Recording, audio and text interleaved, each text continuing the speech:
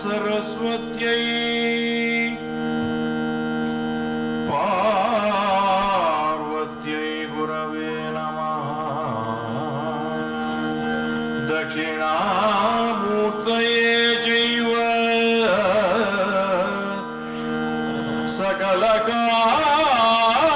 सकलकार्यार्थसिद्धये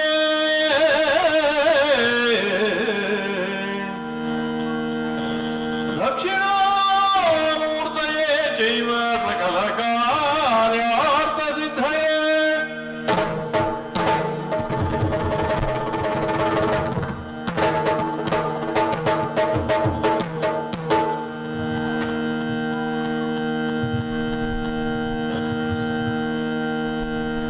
ಮುದದಿಂದ ನಿನ್ನ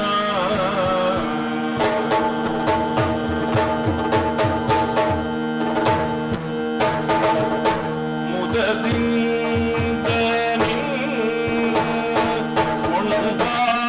ಕೊಂಡಾಡುವೆನು ಮನವರದ ಮದವೂರವೇ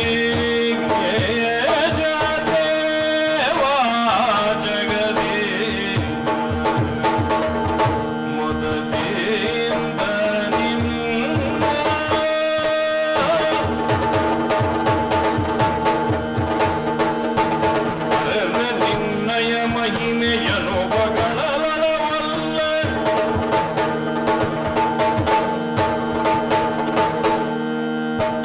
ಅರೆ ನಿನ್ನಯ ಮಹಿಮೆಯನು ಬಗಳಲವಲ್ಲ ಧರಣಿಯನು ಗೊತ್ತಿದ್ದನ ಜಗರಿದು ಅರನ ಸುಕುಮಾರ ಸಕಲಾಗಮಗೆ ಸಾಕಾರ ಧರೆಯೊಳು ವಿಶೇಷ ಮದವೂರ ವಿಘ್ನೇಶ ದೇವ ಜಗದೀಶ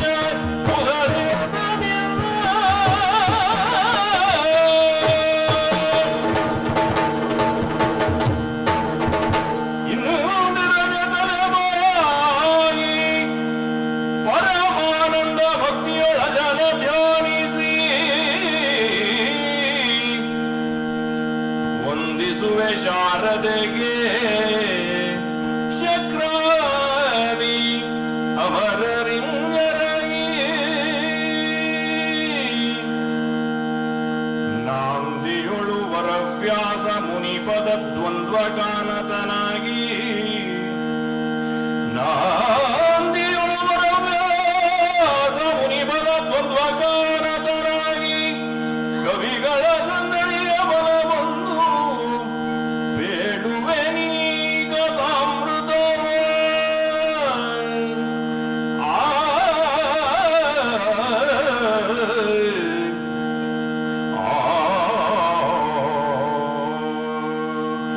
ಕವಿಗಳ ಸಂದಣಿಯ ಬಲ ಬಂದು ಬೇಡುವೆ ನೀ ಗದಾಮೃತವ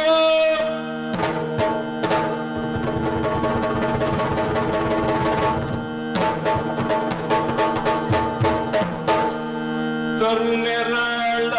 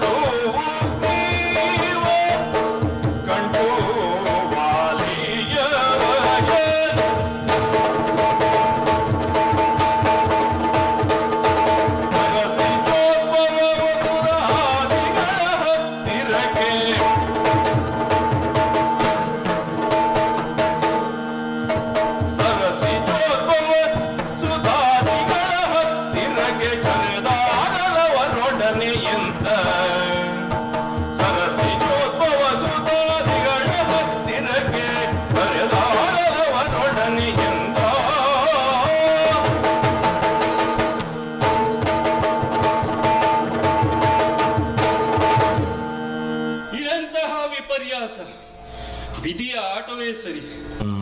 ಇಲ್ಲ ಅಂತ ಆದರೆ ಒಂದಾನೊಂದು ಕಾಲದಲ್ಲಿ ಕಿಷ್ಕಿಂಧೆಯ ರಾಜನಾಗಿ ಮೆರೆಯುತ್ತಿದ್ದಂತಹ ಈ ಸುಗ್ರೀವ ಈ ದಿನ ಈ ಋಷ್ಯಮೂಕ ಪರ್ವತದ ಮೇಲೆ ಬಂದು ನೆಲೆಸುವಂತಹ ಒಂದು ಸಂದರ್ಭ ಬಂದು ಹೋಯಿತಲ್ಲ.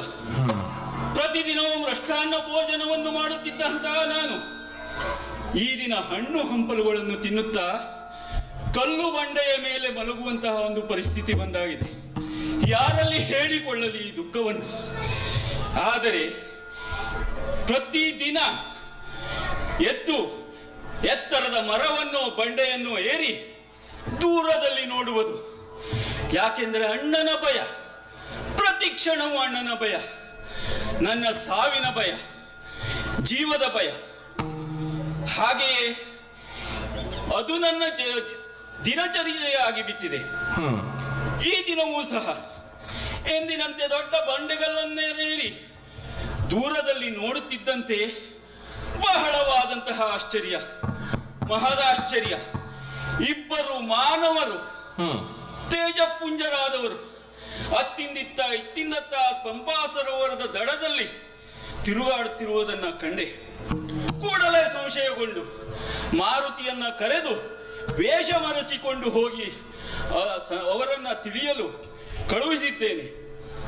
ಶತ್ರುಗಳಾದರೆ ಅವರನ್ನ ತರಿದು, ಮಿತ್ರರಾದರೆ ಅವರನ್ನ ಕರೆದುಕೊಂಡು ಬಾ ಎಂದು ತಿಳಿಸಿದ್ದೇನೆ. ಈಗಾಗಲೇ ನನಗೆ ವರದಿ ಸಿಕ್ಕಿದೆ. ಅವರು ನಮ್ಮ ಮಿತ್ರರಾಗಬಲ್ಲವರಂತೆ, ಅಯೋಧ್ಯೆಯ ರಾಜಕುಮಾರರಂತೆ, ರಾಮ ಲಕ್ಷ್ಮಣರಂತೆ. ಅವರನ್ನ ಹನುಮಂತ ಕರೆದುಕೊಂಡು ಬರುತ್ತಿದ್ದಾನಂತೆ. ಸ್ವಾಗತಿಸಲು ಮುಂದಾಗುತ್ತೇನೆ.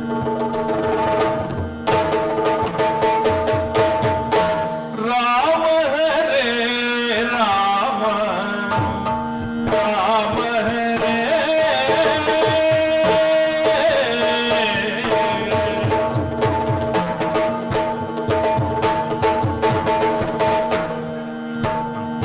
ರಾಮ ಹರೇ ರಾಮ, ರಾಮ ಹರೇ ಪಾಹಿ, ರಾಮ ಹರೇ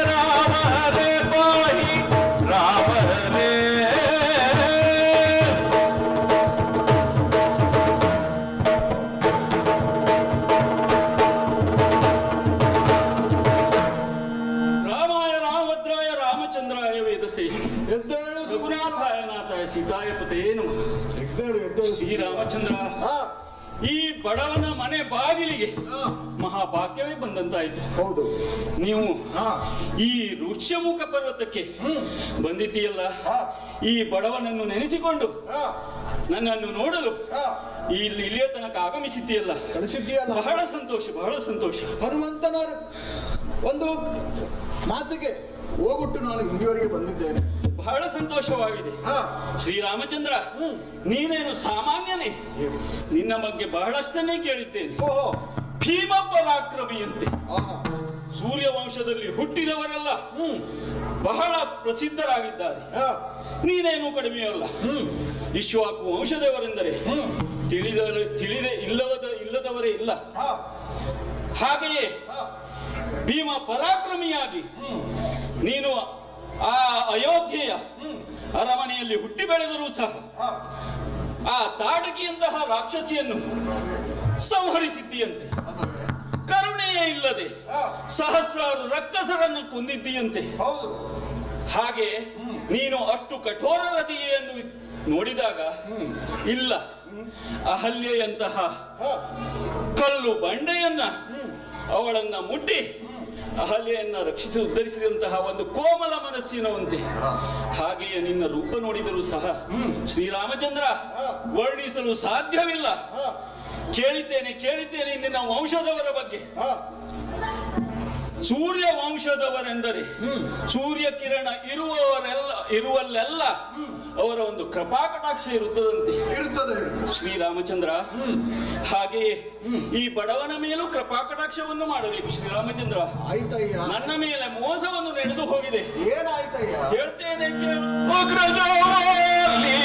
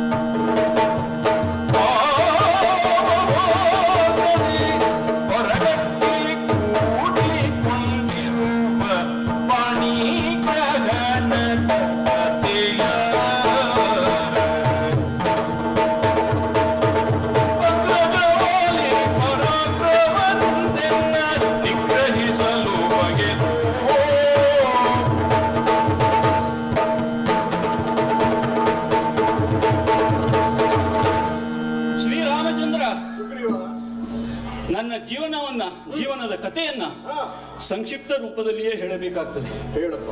ಹಿಂದೊಂದು ಕಾಲದಲ್ಲಿ ಕಿಷ್ಕಿಂಧೆಯ ಅರಸನಾದಂತ ರಾಜ ರಕ್ಷರಾಜಸ್ಸು ನಮ್ಮ ತಂದೆ ಅಷ್ಟೇ ಅಲ್ಲ, ನಮ್ಮ ತಾಯಿಯೂ ಹೌದು.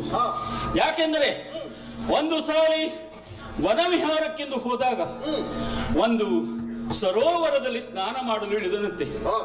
ಆ ಸರೋವರದಲ್ಲಿ ಸ್ನಾನ ಮಾಡಿ ಹೊರಗಡೆ ಬರುವಾಗ ದಿವ್ಯ ಸ್ತ್ರೀಯಾಗಿ ರೂಪ ತಾಳಿದನಂತೆ. ಅದು ಮಾಯಾ ಸರೋವರವಾಗಿತ್ತು. ಆತನಿಗೆ ಗೊತ್ತಿಲ್ಲದೆ ಅದರಲ್ಲಿ ಇಳಿದಿದ್ದ. ಅಂತಹ ದಿವ್ಯ ಸ್ತ್ರೀಯನ್ನು ಆಕಾಶದಲ್ಲಿ ಹೋಗುತ್ತಿದ್ದಂತಹ ಇಂದ್ರದೇವ ನೋಡಿದನಂತೆ. ಅವಳ ಪ್ರದೇಶದ ಮೇಲೆ ಆತನ ಕಣ್ಣು ಬಿದ್ದು ಆಕರ್ಷಿತನಾದನಂತೆ. ಆ ಆಕರ್ಷಣೆ ಎನ್ನುವುದು ಒಂದು ಮಗುವಿನ ಜನನಕ್ಕೆ ಕಾರಣವಾಯಿತಂತೆ. ಹೀಗೆ ದೇವತೆಗಳೆಂದರೆ ಸಂಕಲ್ಪ ಹೊಂದಿದ್ದರೆ ಸಾಕು, ಸಂಪರ್ಕ ಬೇಕು ಅಂತಿಲ್ಲ. ಆ ಮಗುವಿಗೆ ವಾಲಿ ಎಂದು ಹೆಸರಿಟ್ಟರಂತೆ. ಆತನೇ ನನ್ನ ಅಣ್ಣ. ಹಾಗೆಯೇ ಕೆಲ ಸಮಯದ ನಂತರ ಆಕಾಶದಲ್ಲಿ ಹೋಗುತ್ತಿರುವಂತಹ ಸೂರ್ಯ ದೇವ ಆತನ ಕಣ್ಣು ಅವಳ ಗ್ರೀವ ಪ್ರದೇಶದ ಮೇಲೆ ಬಿತ್ತಂತೆ. ಅದು ಒಂದು ಮಗುವಿನ ಜನನಕ್ಕೆ ಕಾರಣವಾಯ್ತಂತೆ. ಆತನ ಹೆಸರೇ ಸುಗ್ರೀವ. ನಾನು ಸೂರ್ಯನ ಪುತ್ರನಾಗಿ ನೀನು, ನಾನು ಇಂದ್ರಜಾತನಾಗಿ ವಾಲಿ. ಹಾಗೆಯೇ ನನ್ನ ಅಣ್ಣ, ನನ್ನ ಅಪ್ಪ ಪುನಃ ಆ ಸರೋವರದಲ್ಲಿ ಇಳಿದು ಬಂದಾಗ ಪುನಃ ತನ್ನ ರೂಪವನ್ನು ಪಡೆದುಕೊಂಡಂತೆ. ಹಾಗೆಯೇ ನಾನು ನನ್ನ ಅಣ್ಣ ವಾಲಿ ಬಹಳ ಅನ್ಯೋನ್ಯತೆಯಿಂದ ಜೀವನವನ್ನು ಸಾಗಿಸುತ್ತಿದ್ದೆವು. ನಮ್ಮ ಬಾಲತನ ಎಂದರೆ ಅಣ್ಣ ತಮ್ಮ ಹೇಗಿರಬೇಕು ಎಂದರೆ ವಾಲಿ ಸುಗ್ರೀವರಂತಿರಬೇಕು ಎನ್ನುವಂತ ಮಾತಿತ್ತು. ಆದರೆ ಈಗ ಏನಾಗಿದೆ ಗೊತ್ತಾ? ಏನಾಯ್ತಯ್ಯ? ಅಣ್ಣ ತಮ್ಮ ಹೇಗಿರಬಾರದು ಎಂದರೆ ವಾಲಿ ಸುಗ್ರೀವರಂತಿರಬಾರದು. ಎರಡಕ್ಕೂ ನಾವೇ ಉದಾಹರಣೆ. ಅದಕ್ಕೂ ಒಂದು ಕಾರಣ ಉಂಟು. ಒಮ್ಮೆ ನಮ್ಮ ಕಿಷ್ಕಿಂಧೆಯ ಮೇಲೆ ಮಾಯಾವಿ ಎನ್ನುವ ರಕ್ಕಸನ ಆಗಮನವಾಯಿತು. ನನ್ನ ಅಣ್ಣನ ಮತ್ತೆ ಆತನ ಮಧ್ಯೆ ಯುದ್ಧ ನಡೆಯಿತು. ಯುದ್ಧ ನಡೆಯುತ್ತಾ ಮಾಯಾವಿ ಹೋಗಿ ಗುಹೆಯೊಂದನ್ನು ಹೊಕ್ಕ. ಆತನ ಹಿಂದೆಯೇ ಓಡಿದ ನನ್ನ ಅಣ್ಣ. ಅಣ್ಣನ ಹಿಂದೆ ನಾನು ಓಡಿದೆ. ನನ್ನನ್ನು ಬಾಗಿಲಲ್ಲೇ ತಡೆದು ನಿಲ್ಲಿಸಿದಂತಹ ಅಣ್ಣ, ತಮ್ಮ ಇಲ್ಲೇ ನಿಲ್ಲು, ನಾನೇ ಹೋಗಿ ಅವನ ಸಂಗಡ ಹೋರಾಡುತ್ತೇನೆಂದು ಒಳಗೆ ಹೋದ. ಬಹಳ ದಿನಗಳ ಕಾಲವೇ ಹೋರಾಟ ನಡೆದು ಹೋಯಿತು. ನಂತರ ಆಕ್ರಂದನವನ್ನು ಕೇಳಿ ಬಂತು. ನನ್ನ ಅಣ್ಣನ ಧ್ವನಿಯಂತೆಯೇ ಅನಿಸಿತು. ರಕ್ತದ ಹೋಕುಳಿಯೇ ಹೊರಗೆ ಬಂತು. ಹಾಗೆ ನನಗೆ ಅನಿಸಿದ್ದೇನು, ಆ ರಾಕ್ಷಸನಿಂದ ನನ್ನ ಅಣ್ಣ ಕೊಲ್ಲಲ್ಪಟ್ಟಿದ್ದಾನೆ. ಹೀಗಾಗಿ ಮನನೊಂದಂತಹ ನಾನು ಆ ರಾಕ್ಷಸ ಕಿಷ್ಕಿಂಧೆಯ ಮೇಲೆ ಆಕ್ರಮಣ ಮಾಡಬಾರದು ಎನ್ನುವುದಕ್ಕಾಗಿ ದೊಡ್ಡ ಬಂಡೆಗಲ್ಲನ್ನ ಆ ಗುಹೆಯ ದ್ವಾರದಲ್ಲಿ ಇಟ್ಟು ಪುನಃ ಕಿಷ್ಕಿಂಧೆಗೆ ಬಂದೆ. ಒಳ್ಳೆ ಕೆಲಸವನ್ನ ಮಾಡಿ. ವಿಷಯವನ್ನ ತಿಳಿಸಿದೆ. ಹಿರಿಯರ ಆಣತಿಯಂತೆ ನನ್ನ ಅಣ್ಣನ ಕ್ರಿಯಾಕರ್ಮವನ್ನೆಲ್ಲ ಮುಗಿಸಿದೆ. ಅವರ ಅನುಮೋದನೆಯಂತೆ ರಾಜ್ಯಭಾರವನ್ನು ಸಹ ಕೈ ಎತ್ತಿಕೊಂಡೆ. ನನ್ನ ಹೆಂಡತಿ ಮತ್ತು ನನ್ನ ಅತ್ತಿಗೆಗೆ ಇಬ್ಬರಿಗೂ ಪಟ್ಟದ ರಾಣಿಯ ಪದವಿಯನ್ನ ಕೊಟ್ಟೆ. ಹೀಗೆ ರಾಜ್ಯಭಾರವನ್ನು ನಡೆಸುತ್ತಿರುವಂತಹ ಒಂದು ದಿನ ಜೋರಾದ ಕೂಗೊಂದು ಕೇಳಿ ಬಂತು. ತಮ್ಮ ಸುಗ್ರೀವ! ನೋಡಿದರೆ ಬಾಗಿಲಲ್ಲಿ ಬಂದು ನಿಂತಿದ್ದಾನೆ ನನ್ನ ಅಣ್ಣ.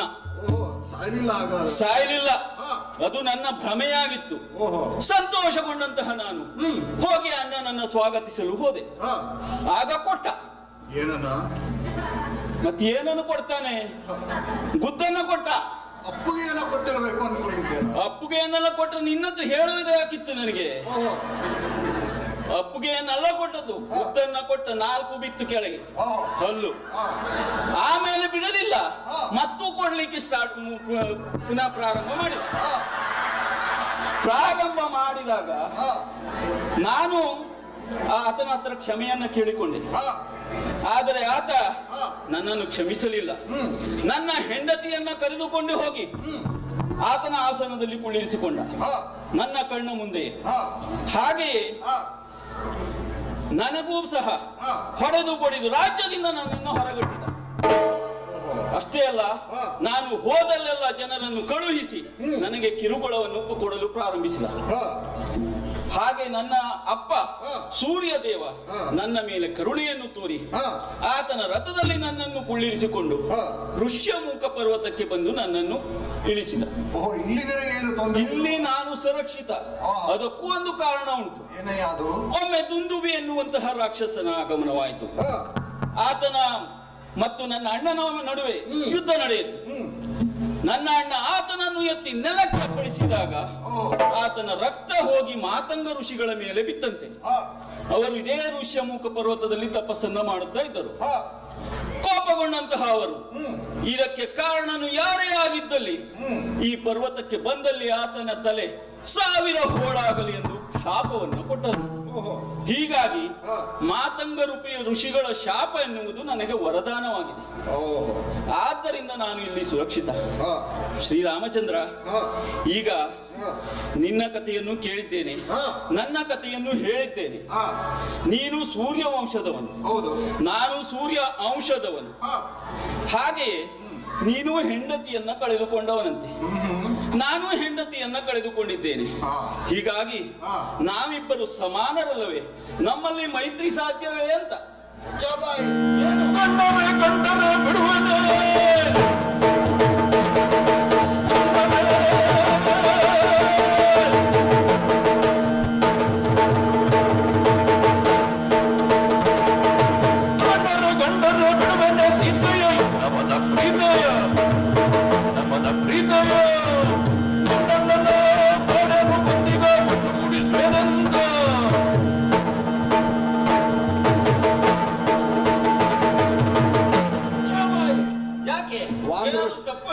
ವಾನರ ಬುದ್ಧಿ ಎಷ್ಟು ಅಂತ ಈಗ ಗೊತ್ತಾಗ್ತಾ ಇದೆ ನನಗೆ.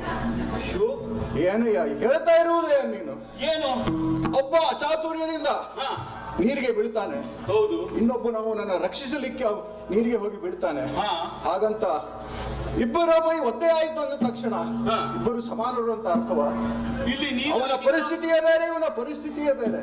ಅಲ್ಲ, ಇಲ್ಲಿ ನೀರಲ್ಲಿ ಬಿದ್ದವೇ ಯಾರು, ಬಿದ್ದದನ್ನ ರಕ್ಷಿಸವರು ಯಾರು? ಅದನ್ನ ಈಗ ಹೇಳ್ತೇನೆ ಕೇಳು. ನಿನ್ನೆದುರಿಗೆ ನಿನ್ನ ಹೆಂಡತಿಯನ್ನ ನಿನ್ನ ಅಣ್ಣ ಕೊಂಡೊಯ್ದು ಅವನ ಅರಮನೆಯಲ್ಲಿ ಇಟ್ಟುಕೊಂಡಿದ್ದಾನೆ. ಸರಿ, ನೀನಾದರೂ ಹೇಡಿಯಂತೆ ಈ ಋಷ್ಯಮುಖ ಪರ್ವತದಲ್ಲಿ ಇದ್ದವನು ನೀನು. ನಾನಾದ್ರೂ ಹಾಗಲ್ಲ. ತಮ್ಮ ಲಕ್ಷ್ಮಣನ ಜೊತೆಗಿರುವಾಗ ಮಾಯಾವಾಗಿ ಬಂದಂತಹ ರಾವಣ ನನ್ನ ಹೆಂಡತಿಯನ್ನ ಮೋಸದಿಂದ ಕತ್ತೊಯ್ದ. ಅವನೇನಾದರೂ ನನ್ನ ಕಣ್ಣೆದುರಿಗೆ ಇಂತಹ ಕೆಲಸಕ್ಕೆ ಕೈ ಹಾಕಿದಿದ್ದರೆ ಇದೋ ಹಿಡಿದ ಕೋದಂಡದಲ್ಲಿ ಸಜೀವ ಶರದಿಂದಲೇ ಅವನ ಕತ್ತರಿಸ್ತಾ ಇದ್ದೇನೆ. ಗೊತ್ತಾಯ್ತಲ್ಲ ಈಗ ವ್ಯತ್ಯಾಸ ಏನೆಂಬುದು? ಶ್ರೀರಾಮಚಂದ್ರ, ನಾನು ಅಂಜಿದ್ದು ವಾಲಿಗೆ. ವಾಲಿಯನ್ನು ಸಾಮಾನ್ಯದವನಂತ ತಿಳಿದೆಯಾ? ಅವನೇ ಹೇಗೆ ಇರಲಿ, ಹಾ. ಆದರೂ ನೀನು ಹೇಳು, ಅವನು ಎಂತವನು? ಅವನು ಬಹಳ ಬಲಶಾಲಿ. ಹಾ. ಅವನನ್ನ ಇಲ್ಲಿವರೆಗೆ ಸೋಲಿಸಿದವರೇ ಇಲ್ಲ. ಸರಿ ಬಿಡಯ್ಯ, ಹಾ. ಸೂರ್ಯ ವಂಶದವರು ನಾವು, ಹಾ. ನಾವಿಲ್ಲವೋ? ಆದರೂ ಇನ್ನು ಒಂದು ಮಾತು ಹೇಳ್ತೇನೆ. ಏನು ಮಾತು ನಾವು ಕೊಟ್ಟರೆ ಆಯಿತು, ಹಾ. ಅದನ್ನ ಹೇಗಾದರೂ ಮಾಡಿ ಉಳಿಸಿಕೊಳ್ಳುವಂತ ಪದ್ಧತಿ ನಮ್ಮದು. ಹಾಗಾಗಿ ಹೇಳ್ತೇನೆ ಕೇಳು. ಏನು? ಕಷ್ಟದಲ್ಲಿ ಶರಣಾರ್ಥಿಯಾಗಿ ಬಂದಂತಹ ನಿನ್ನನ್ನ ಹಾ. ಕಾಪಾಡುವವನು ನಾನು ಹಾ. ಇದ್ದೇನೆ. ನಾನು ಹೆದರಬೇಡ. ನಿನ್ನ ಹೆಂಡತಿಯನ್ನ, ಹಾ. ಆ ವಾಲಿಯನ್ನ ವಧಿಸಿಯಾದರೂ ನಿನ್ನ ಹೆಂಡತಿಯನ್ನ ನಿನಗೆ ಒಪ್ಪಿಸುವಂತೆ ಮಾಡ್ತೇನೆ.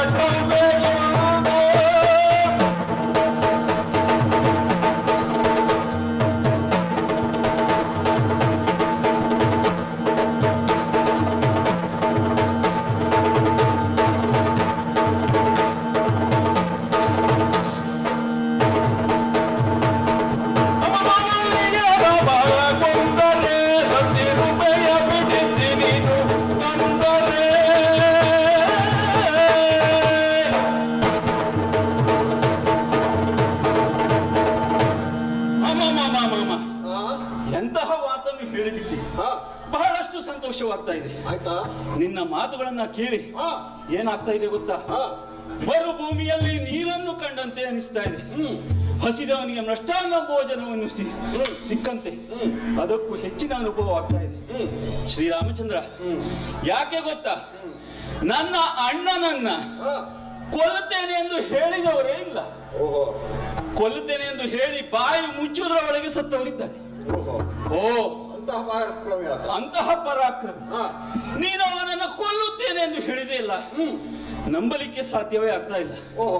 ಒಂದು ವೇಳೆ ನೀನು ಅವನನ್ನ ಕೊಂದು ನನ್ನ ಪತ್ನಿ ರುಮೆಯನ್ನ ಬಿಡಿಸಿ ತಂದೆ ಅಂತ ಆದರೆ ಮರುಕ್ಷಣದಲ್ಲಿ ಈ ಸಂಪೂರ್ಣ ಕಪಿಸೇನೆ ನಿನ್ನ ಪಾದ ತಳದಲ್ಲಿ ನಿನ್ನ ಸೇವೆಗೆ. ಇದು ನನ್ನ ಮಾತು ಶ್ರೀರಾಮಚಂದ್ರ. ಆಯ್ತಾ? ಆಯ್ತು. ಇದು ಅಗ್ನಿಸಾಕ್ಷಿಯಾಗಿ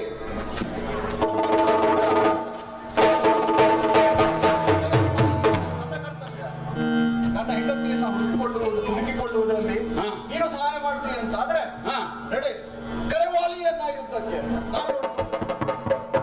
ಅಣ್ಣನನ್ನು ನಾನು ಕರೆಯಬೇಕಾ? ಅಣ್ಣನ ಸಂಗಡ ಯುದ್ಧ ಮಾಡುವುದು ನೀನಲ್ವಾ? ಯುದ್ಧ ಮಾಡುವುದು ನೀನೆ, ಯುದ್ಧ ಮಾಡುವುದು ನಾನೇ. ಯುದ್ಧ ಮಾಡುವುದು ಹೌದಾ? ನಾನು. ಹೌದಾ? ಹೌದು. ರಕ್ಷಿಸುವುದು ರಕ್ಷಿಸ್ತೇನೆ. ಮಾತು ಕೊಟ್ಟಿದ್ದೇನೆ. ಹಾಗಾದ್ರೆ ಈಗಲೇ ಅಣ್ಣನನ್ನ ಕರೆಯುತ್ತೇನೆ.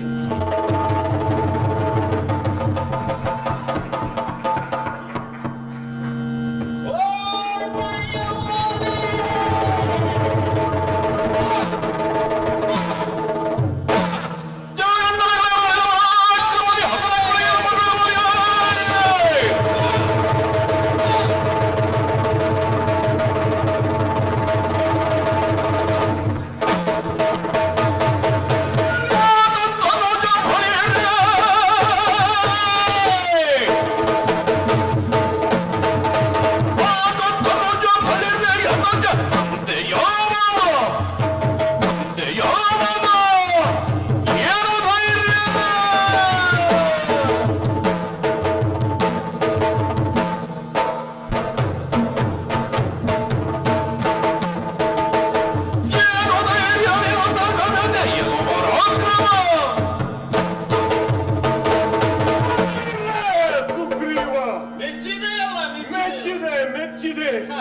ಅಯ್ಯ ನಾಲ್ಕು ಬಾರಿ ನನ್ನಿಂದ ಏಟನ್ನು ತಿಂದು ಹೋದರು ಮತ್ತೆ 5ನೇ ಬಾರಿ ಬಂದು ಕರೆಯುತ್ತಾ ಇದ್ದೀಯಲ್ಲ. ಏನು ಧೈರ್ಯ, ಏನು ಧೈರ್ಯ, ಯಾಕೆ ಮಾನಿದೆಯನ್ನು ಬಿಡುವುದಕ್ಕೆ ಮಾನಿದೆಯನ್ನು ಬಿಡುವುದಕ್ಕೆ ನಜುಬಾರದೆ ನಜುಬಾರದೆ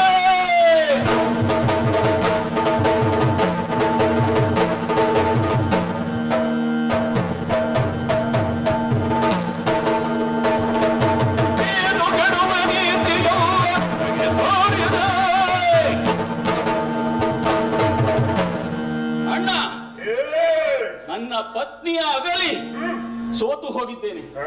ಅವಳನ್ನು ಬಿಟ್ಟು ಇರಲಿಕ್ಕೆ ಮನಸ್ಸಾಗದೆ ಪುನಃ ಬಂದಿದ್ದೇನೆ. ಬಿಡು ಅವಳನ್ನ.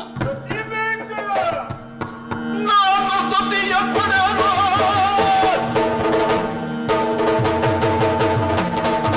ನಾನು ಸತಿಯ ಕೊಡಲು ಜಮತಿ ಹೋಗಲ್ಲ ಒಳಗಿ ಹೋಗಲ್ಲ.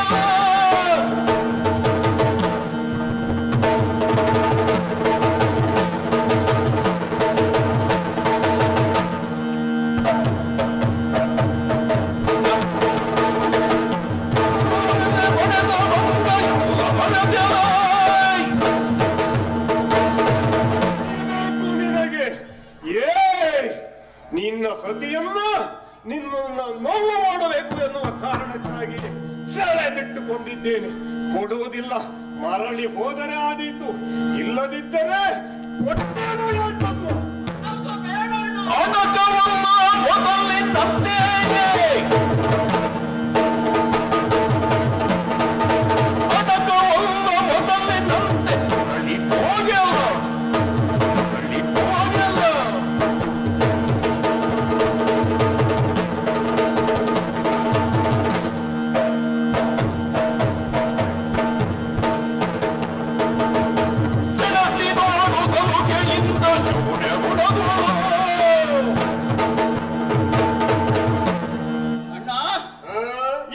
ಮೊದಲಿನಂತಲ್ಲ, ಮೊದಲಿನ ಹಾಗಲ್ವಾ? ಮೊದಲಿನ ಹಾಗಲ್ಲ. ಇವತ್ತೇನು ಬಹಳ ಉತ್ಸಾಹದಿಂದಲೇ ಬಂದಿದ್ದೇನೆ. ನೀನು ಪ್ರತಿ ಸಾರಿ ಬಂದಾಗಲೂ ಹೀಗೆ ಹೇಳು. ಹೌದಾ? ಹಾಗಾದರೆ ಪ್ರತಿ ಸಾರಿ ಅಂತ ಇಂದಲ್ಲ, ಬಹಳ ಹುಮ್ಮಸ್ಸಿನಿಂದ ಬಂದಿದ್ದೇನೆ. ಒಂದು ವೇಳೆ ನನ್ನ ಹೆಂಡತಿಯನ್ನು ಬಿಡಲಿಲ್ಲ ಅಂತ ಆದರೆ ನಿನ್ನನ್ನು ಕೊಂದಾದರೂ ಬಿಡಿಸುತ್ತೇನೆ. ಇವತ್ತು ಶನಿವಾರ, ನಿನಗೆ ಶನಿಯಾಗಿ ಕಾಡ್ತೇನೆ. ಬಾರ ಬಾರ.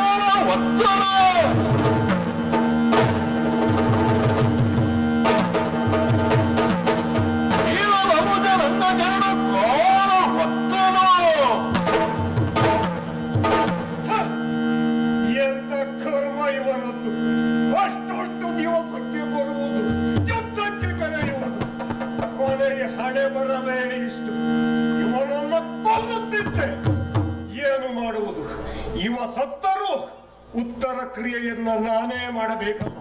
ಒತ್ತ ಬಟ್ಟೆಯನ್ನು ಉಟ್ಟುಕೊಂಡು ಅದಕ್ಕಾಗಿ ಇವನನ್ನ ಉಳಿಸ್ತೇನೆ. ಮೂಡ ಮೂಳ ಹೋಗುತ್ತ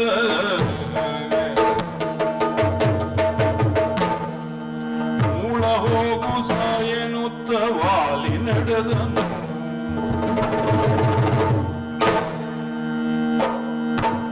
ಮೂಳ ಹೋಗು ಸಾಯನುತ್ತ ವಾಲಿ ನಡೆದನು.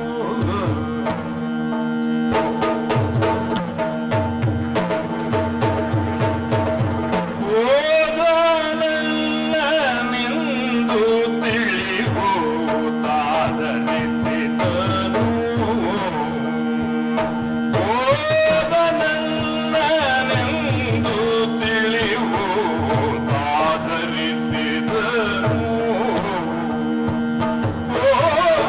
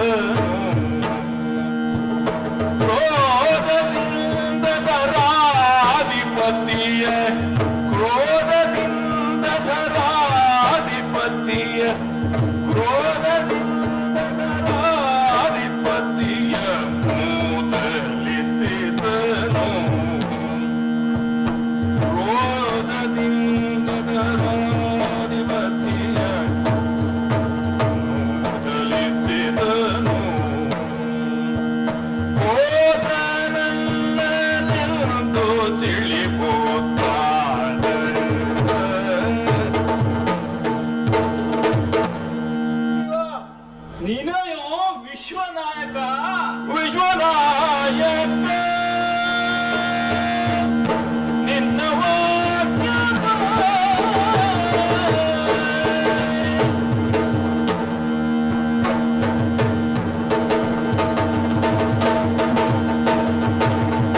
ವಿಶ್ವನಾಯಕ ನಿನ್ನ ವಾಕ್ಯವ ವಿಶ್ವಾಸ ಎಂದು ನಂಬಿದೆ ನಿಂತು ವಿಶ್ವಾಸ ಎಂದು ನಂಬಿದೆ ನಿಂತು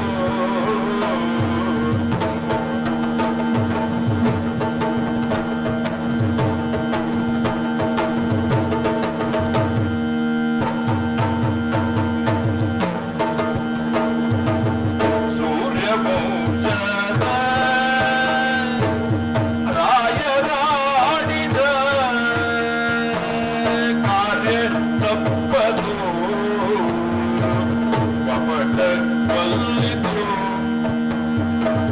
ಕಪಟ ಬಲ್ಲಿತು ಎನ್ನ ವೈರಿಯ ಮುಂದೆ ನಿಲ್ಲಿಸಿ ಎನ್ನ ವೈರಿಯ ಮುಂದೆ ನಿಲ್ಲಿಸಿ ಕಣ್ಣಲ್ಲಿ ಚನ್ನವಾಗಿಯೇ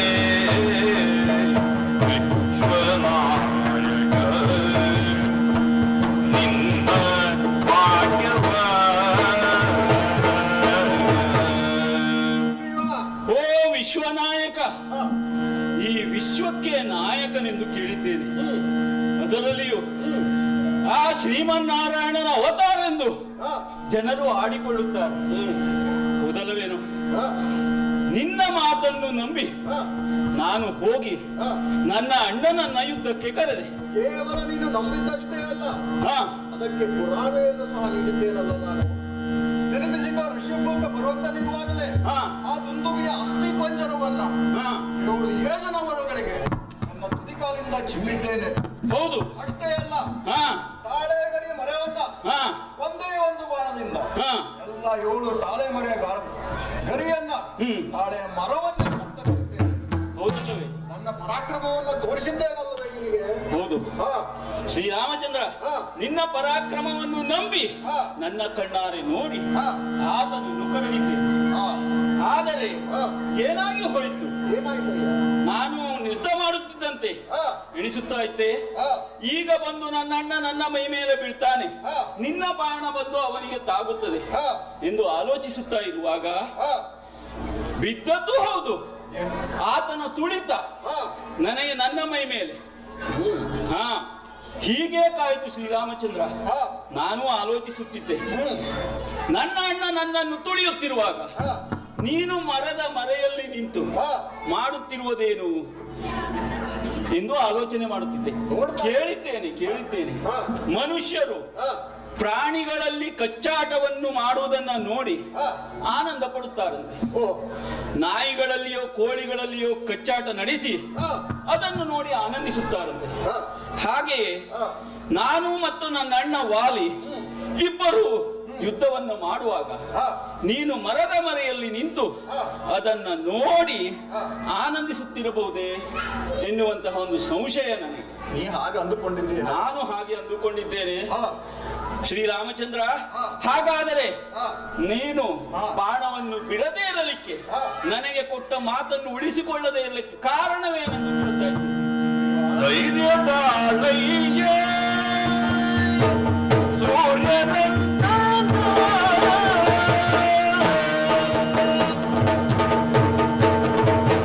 ಧೈರ್ಯದಾಳಯ್ಯ ಸೂರ್ಯನಂತನ ಕಾರ್ಯವೆಸಗಲು ಕಪಟವಾಯಿತು ಕಾರ್ಯ ಎಸಗಲು ಮೋಸವಾಯಿತು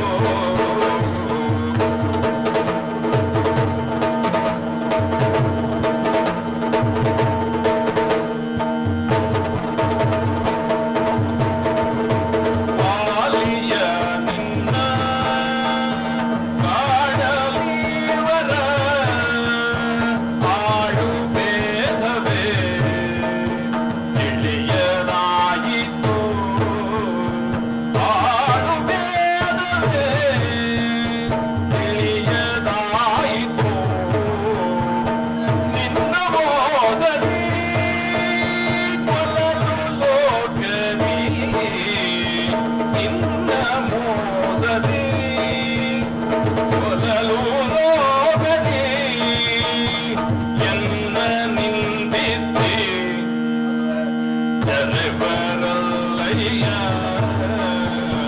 ಧೈರ್ಯ ತಾಳಯ್ಯ ನಂದನ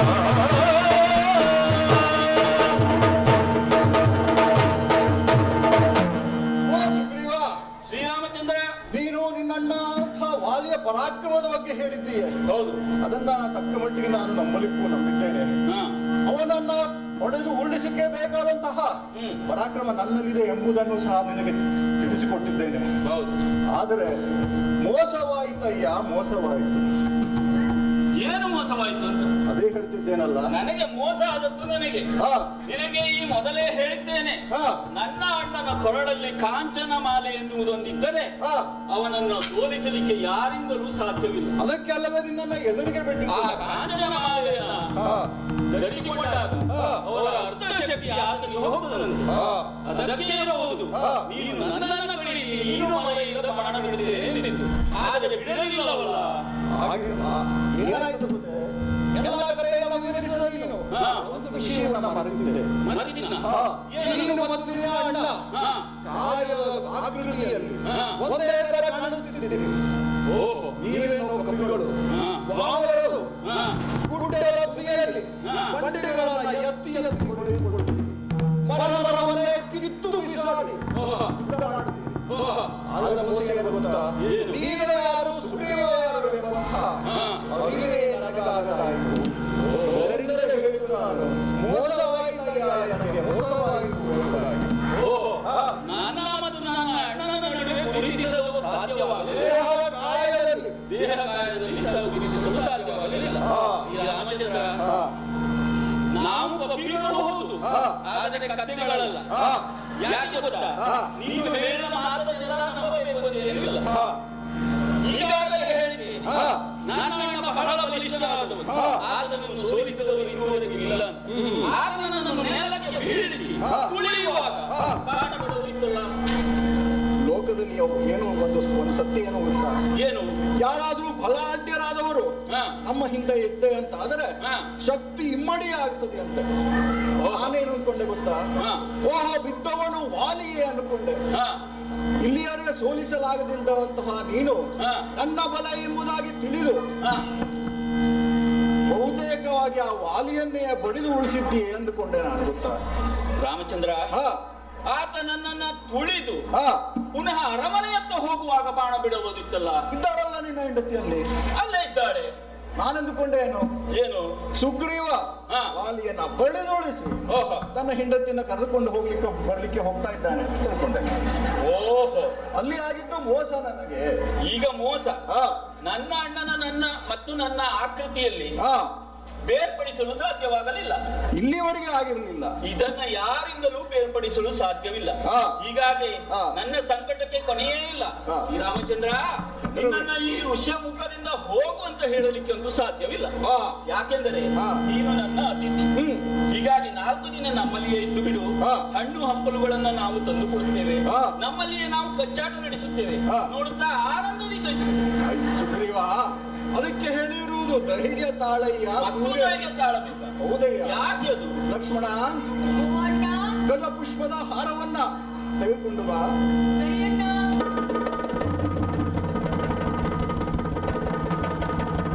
ಸುಗ್ರೀವನಿಗೆ ಕೊಡಿಸು.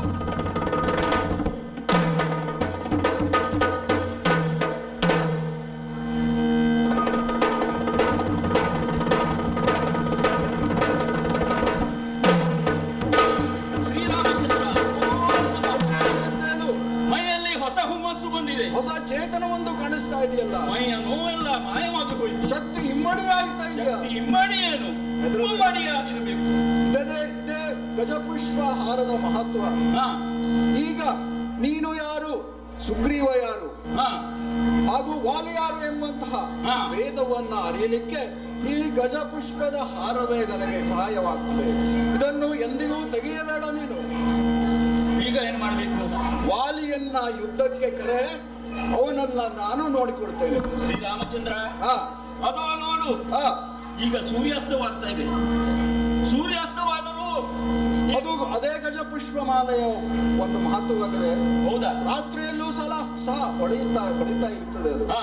ಹಾಗಾಗಿ ನೀನು ಯಾರು ವಾಲಿ ಯಾರು ಎಂಬುದಂತಹ ವ್ಯತ್ಯಾಸವನ್ನು ನಾನು ಕಂಡುಹಿಡಿದಕ್ಕೆ ಸಹಾಯವಾಗ್ತದೆ ನನಗೆ. ಹೆದರಬೇಡ ಹೆದರಬೇಡ, ಈಗಲೇ ರಾತ್ರಿಯಾದರೂ ಆತನನ್ನ ಕರೆಯುತ್ತೇನೆ. ಕರೆಯಬೇಕು ಈಗಲೇ. ಈಗಲೇ ಕರೆಯುತ್ತೇನೆ. ಓ ಅಣ್ಣಯ್ಯ ವಾಲಿ! ಭ್ರಾತೃತ್ವದ ಪ್ರೇಮವನ್ನ ಮರೆತು ಹಾ. ಪ್ರೀತಿಯನ್ನ ಕೊಂದು ಕರೆವಾಲಿ ಎಂಬುದಾಗಿ ಅವನು ಅಣ್ಣನ ಋಣ ತೀರಿತು. ತೀರಿತು. ಓ ದುಷ್ಟ ವಾಲಿ! ಬಾ! ಬಾ! ಬಾ!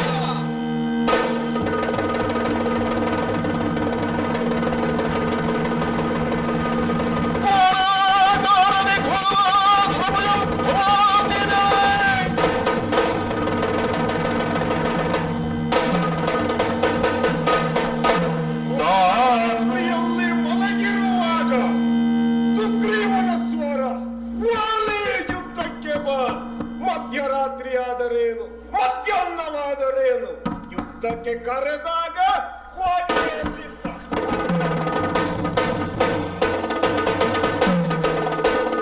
ತಾರಾದೇವಿ ವಿವೇಕದಿಂದ ತಡೆದು ಮತ್ಕಾಂತ ಇದ್ದಳು.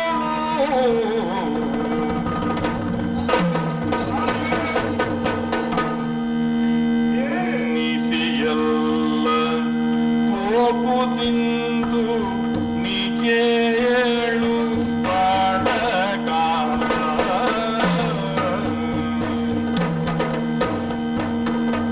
ನೀತಿಯಲ್ಲ ಪೋಪುದಿಂದು ನೀ ಕೇಳು ಪ್ರಾಣಕಾಂತ. ಜಾತನಂಗದ ಬೇದೊಂದು ಮಾತ ಕೇಳಿದೆ ನಾನಿಂದು. ಜಾತನಂಗದ ಬೇದೊಂದು ಮಾತ ಕೇಳಿದೆ ನಾನಿಂದು.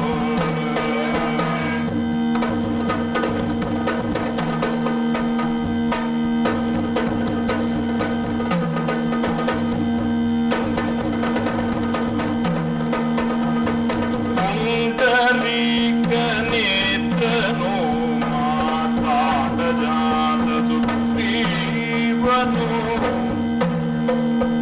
ಪುಂಡರೀಕ ನೇತ್ರನು ಮಾತಾಡಜಾತ ಸುಗ್ರೀವನು.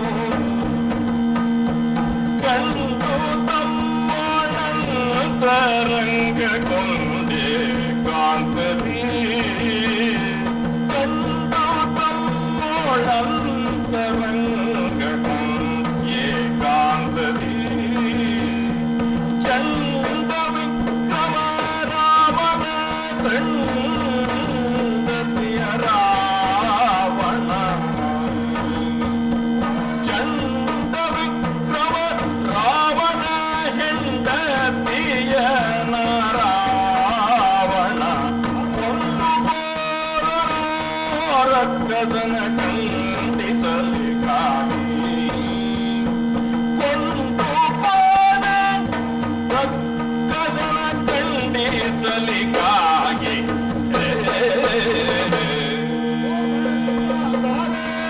ಸುಗ್ರೀವನು ಯುದ್ಧಕ್ಕೆ ಕರೆಯುತ್ತಿದ್ದಾನೆ ಎಂದಾಕ್ಷಣ ಅವನು ಹೊಡೆಯುತ್ತೇನೆಂದು ಹೊರಟಿದ್ದೀರಲ್ಲ ಸ್ವಾಮಿ. ಮಧ್ಯರಾತ್ರಿ ಆದರೇನು, ಮಧ್ಯಾಹ್ನವಾದರೇನು, ಕರೆದ ಮೇಲೆ ಪೂರ್ವಜ್ಜನ ಮೇಲೆ ಹೊರಟಿದ್ದೇನೆ.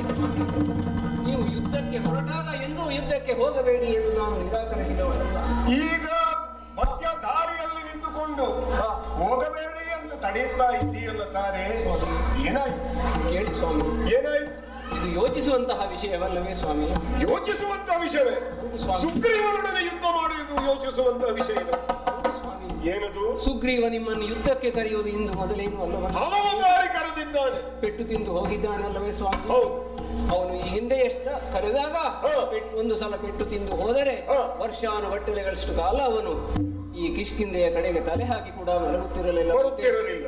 ಅಂತಾದ್ರಲ್ಲಿ ಮಧ್ಯಾಹ್ನ ಪೆಟ್ಟು ತಿಂದು ಹೋದವನು ಈಗ ಮತ್ತೆ ಬಂದು ಕರೆಯುತ್ತಿದ್ದಾನೆ ಎಂದರೆ ಇದು ಅವನ ಸ್ವಂತ ಬಲದ ಮೇಲೆ ಸಾಧ್ಯವಿದೆಯೇ? ಅದರ ಅರ್ಥ ಏನು ಗೊತ್ತುಂಟು? ಮಧ್ಯಾಹ್ನ ನಾನು ಅವನಿಗೆ ಕೊಟ್ಟಿದ್ದು ಸಾಕಾಗ್ಲಿಲ್ಲ ಅಂತ ಅರ್ಥ. ಏನು ನೋಟಕ್ಕೆ ಹಾಗೆ ಕಾಣುವುದು ಸಹಜ ಸ್ವಾಮಿ. ಆದರೆ ನನ್ನ ಅಂತರಾತ್ಮ ಹೇಳುತ್ತಾ ಇದೆ ಸ್ವಾಮಿ, ಅವನಿಗೆ ಯಾರದ್ದು ಬೆಂಬಲವಿದೆ, ಆ ಬೆಂಬಲದ ಧೈರ್ಯದಿಂದ ಅವನು ಈ ತರನಾಗಿ ಬರುತ್ತಿದ್ದಾನೆ ಎಂದು ಸ್ವಾಮಿ. ಅವನಿಗೆ ಯಾರದ್ದೋ ಬೆಂಬಲವಿದೆ, ಯಾರ ಬೆಂಬಲವಿದ್ದರೆ ಏನಂತೆ?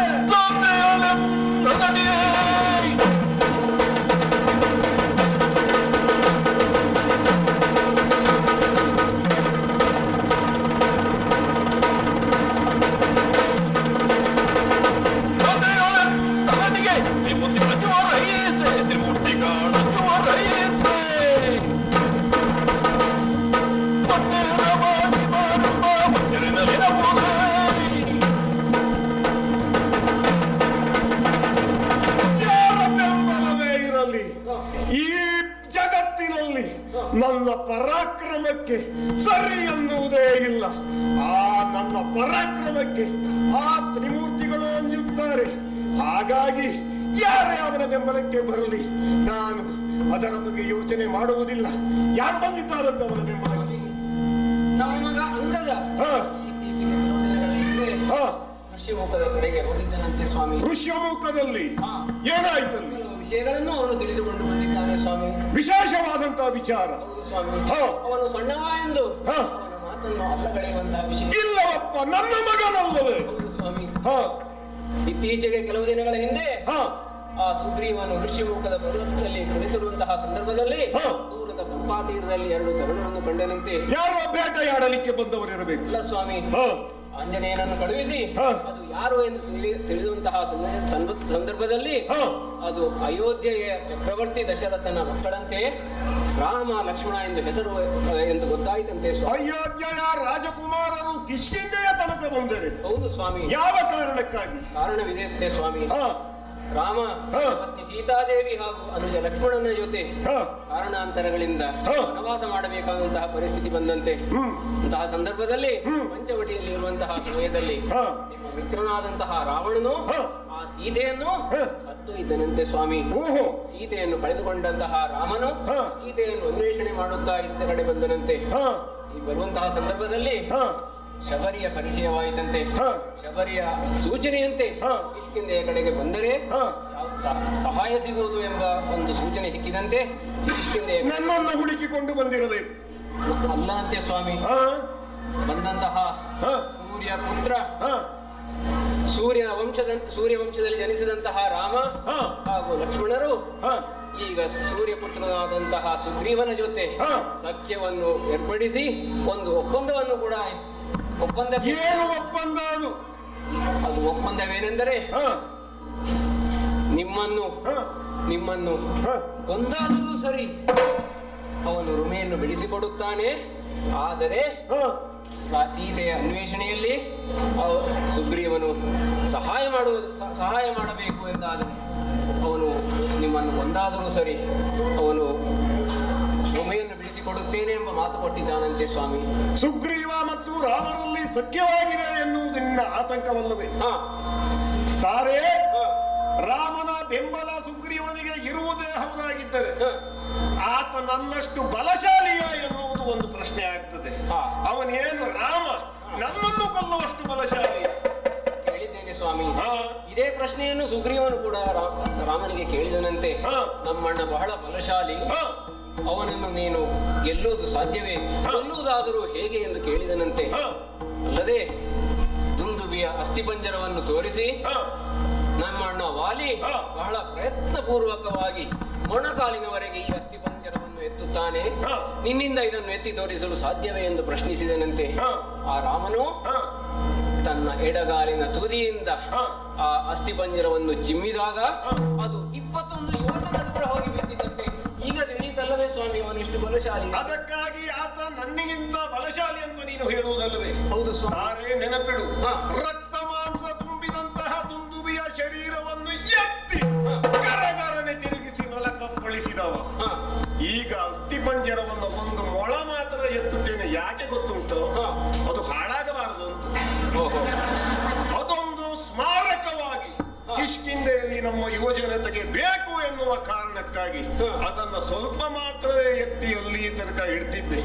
ನನಗೆ ಮನಸ್ಸು ಇದ್ದರೆ ಅದನ್ನ ನಾನು ಎಡಗ ಚಿಮ್ಮಬಲ್ಲೆ ನೆನಪಿರಲಿ. ಸ್ವಾಮಿ ಹಾ. ಅದಷ್ಟೇ ಅಲ್ಲ ಸ್ವಾಮಿ, ಹಾ ಆ ಶ್ರೀರಾಮಚಂದ್ರನು ಹಾ ಬಿಲ್ಲು ವಿದ್ಯೆಯಲ್ಲಿ ಕೂಡ ಬಹಳ ನಿಪುಣನಂತೆ ಸ್ವಾಮಿ. ನಾನಲ್ಲವೋ?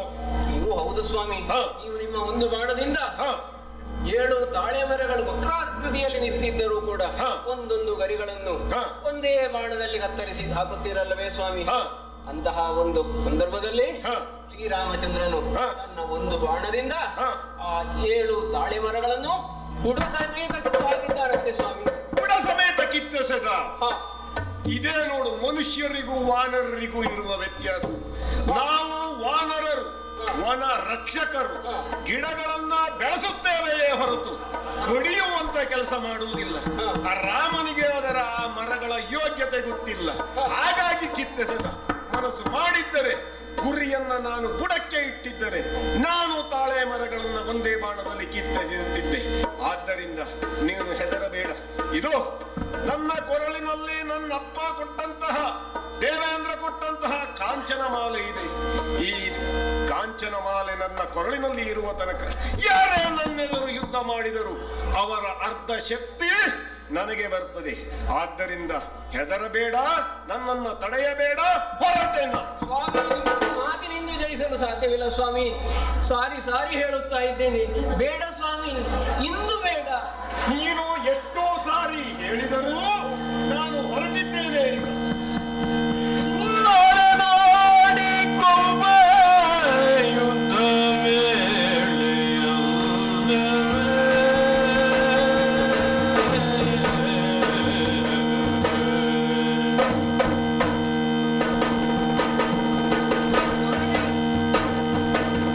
ನಾಳೆ ನೋಡಿಕೊಂಬ ಯುದ್ಧ ವೇಳೆಯಲ್ಲವೇನು ತಲವನ. ನಾಳೆ ನೋಡಿಕೊಂಬ ಯುದ್ಧ ವೇಳೆಯಲ್ಲ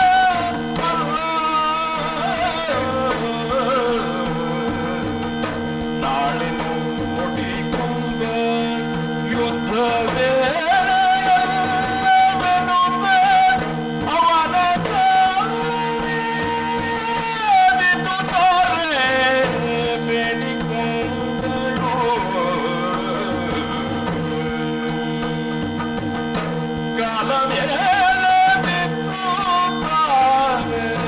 ಹೇಳಿಕೊಂಡಳು.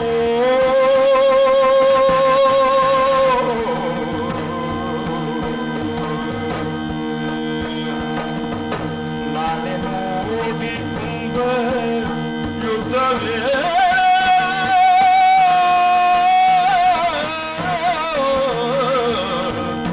ಕಾಲ ಮೇಲೆ ಬಿತ್ತು ತಾರೆ ಬೇಡಿಕೊಂಡ.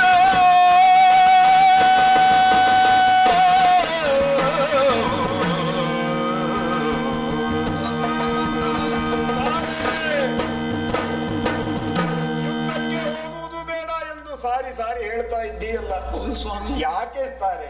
ಯುದ್ಧಕ್ಕೆ ಹೋಗಬೇಡಿ ಎಂದು ನಾನು ಹೇಳುತ್ತಿಲ್ಲ ಸ್ವಾಮಿ. ಹಾ. ಆದರೆ ಇಂದು ಬೇಡ. ಹಾ.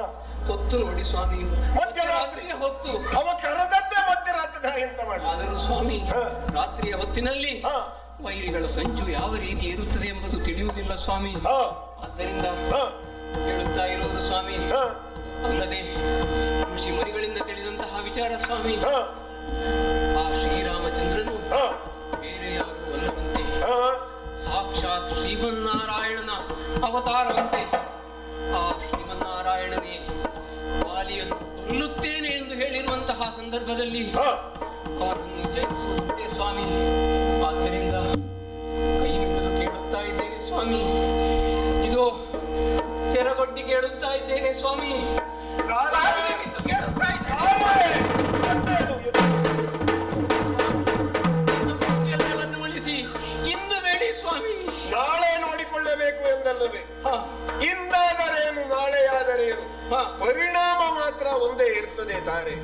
ನೆನಪಿಟ್ಟುಕೋ, ಈ ಕಾಂಚನ ಮಾಲೆ ನನ್ನ ಕೊರಳಿನಲ್ಲಿ ಇರುವ ತನಕ ನನಗೆ ಅಪಜಯ ಬರುವಂತಹ ಸಾಧ್ಯತೆಯೇ ಇಲ್ಲ. ಇನ್ನು ನೀನು ಹೇಳಿದೆಯಲ್ಲ, ಹಾ. ಆ ಶ್ರೀರಾಮಚಂದ್ರ ಶ್ರೀಮನ್ನಾರಾಯಣನ ಸ್ವರೂಪ ಅಂತ. ಹೌದು ಸ್ವಾಮಿ. ಆ ರಾಮ ರಾಮನಾಗಿಯೇ ನನ್ನೆದುರು ಬಂದರೆ ಹಾ. ಸುಗ್ರೀವನನ್ನ ಸೇರಿಸಿ ಹಾ. ಅವನನ್ನ ಮೆಟ್ಟುತ್ತೇನೆ, ತಟ್ಟುತ್ತೇನೆ, ತಟ್ಟುತ್ತೇನಂತೆ. ಒಂದು ವೇಳೆ ಅದಲ್ಲದೆ ಅವ ಶ್ರೀಮನ್ನಾರಾಯಣನಾಗಿ ನನ್ನೆದುರು ಬಂದು ನಿಂತರೆ ತಾರೆ ಎಲ್ಲರಿಗೂ ಒಂದು ಅಂತ್ಯ ಎನ್ನುವುದು ಇದ್ದೇ ಇರುತ್ತದೆ. ಈ ವಾಲಿಯ ಅಂತ್ಯ ಶ್ರೀಮನ್ನಾರಾಯಣನ ಕೈಯಲ್ಲಿ ಆಗುವುದಿದ್ದರೆ ಅದು ಭಾಗ್ಯವಲ್ಲದೆ ಇನ್ನೇನು ತಾರೆ. ಆದ್ದರಿಂದ ಈ ಒಂದು ಯುದ್ಧ ಅದು ಯುದ್ಧವಲ್ಲ ತಾರೆ, ಅದಕ್ಕೆ ಮೋಕ್ಷ ಸಂಗ್ರಾಮ ಎಂದು ಹೆಸರು. ಆ ಮೋಕ್ಷ ಸಂಗ್ರಾಮವನ್ನು ನಾನು ಮಾಡ್ತೇನೆ. ಅದನ್ನ ನೀನು ಅರಮನೆಯಲ್ಲ, ಕೋಟೆಯ ಮೇಲೆ ಹತ್ತಿ ನಿಂತು ನೋಡಬೇಕು. ಈ ವಾಲಿ ಯುದ್ಧದಲ್ಲಿ ಜಯಿಸುವುದು ನಾನೇ. ಯಾಕೆ ಗೊತ್ತುಂಟೋ? ರಾಮನೇ ಆದರೆ ಅವನನ್ನ ಗೆಲ್ಲುವುದು ಶತಸಿದ್ಧ. ಅವ ಶ್ರೀಮನ್ನಾರಾಯಣನೇ ಆದರೆ ಅವನ ಕೈಯಲ್ಲಿ ಮೋಕ್ಷವನ್ನ ಪಡೆಯುವುದು ಅದು ನನ್ನ ವಿಜಯವೇ. ಆದ್ದರಿಂದ ತಾರೆ ಏನೇ ಆದರೂ ಗೆಲ್ಲುವುದು ನಾನೇ, ಗೆಲ್ಲುವುದು ಈ ವಾಲಿಯೇ. ಆದ್ದರಿಂದ ಹೆದರಬೇಡ, ಹೋಗು ಹೋಗು ಹೋಗು, ಕೋಟೆಯ ಮೇಲೆ ಹತ್ತಿ ನಿಂತು ಯುದ್ಧವನ್ನು ಹೋಗಿ ಬರ್ತೇನೆ. ಹೆದರಬೇಡ, ಏ ವಾಲಿ! ಹೋಗು.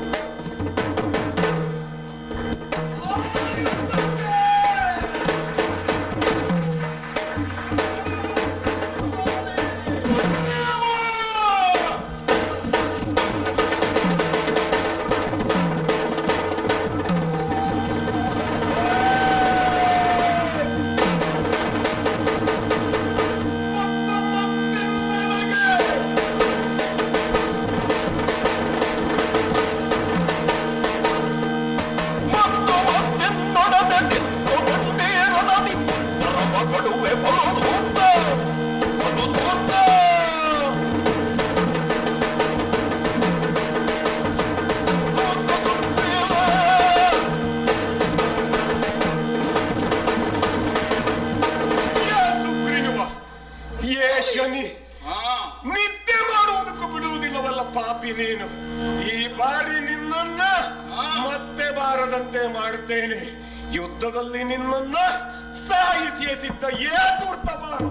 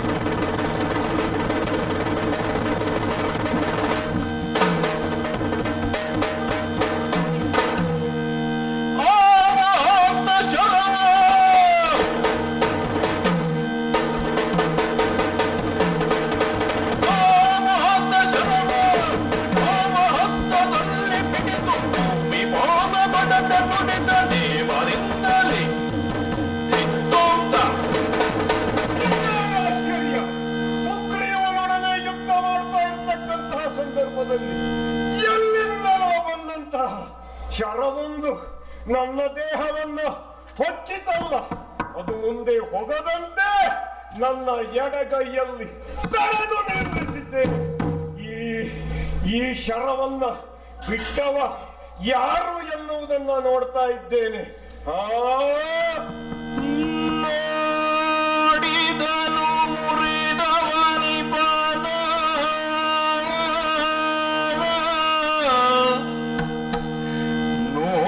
ನೋಡಿದನು ಮುರಿದವನಿಪನನಲ್ಲಾಡಿಸಿದ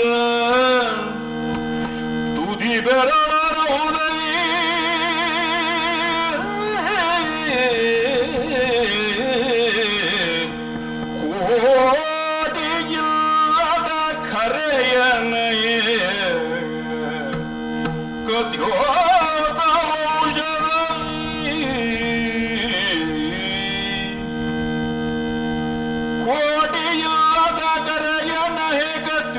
ಸಾಮ್ರಾತ ವಂಶದಲ್ಲಿ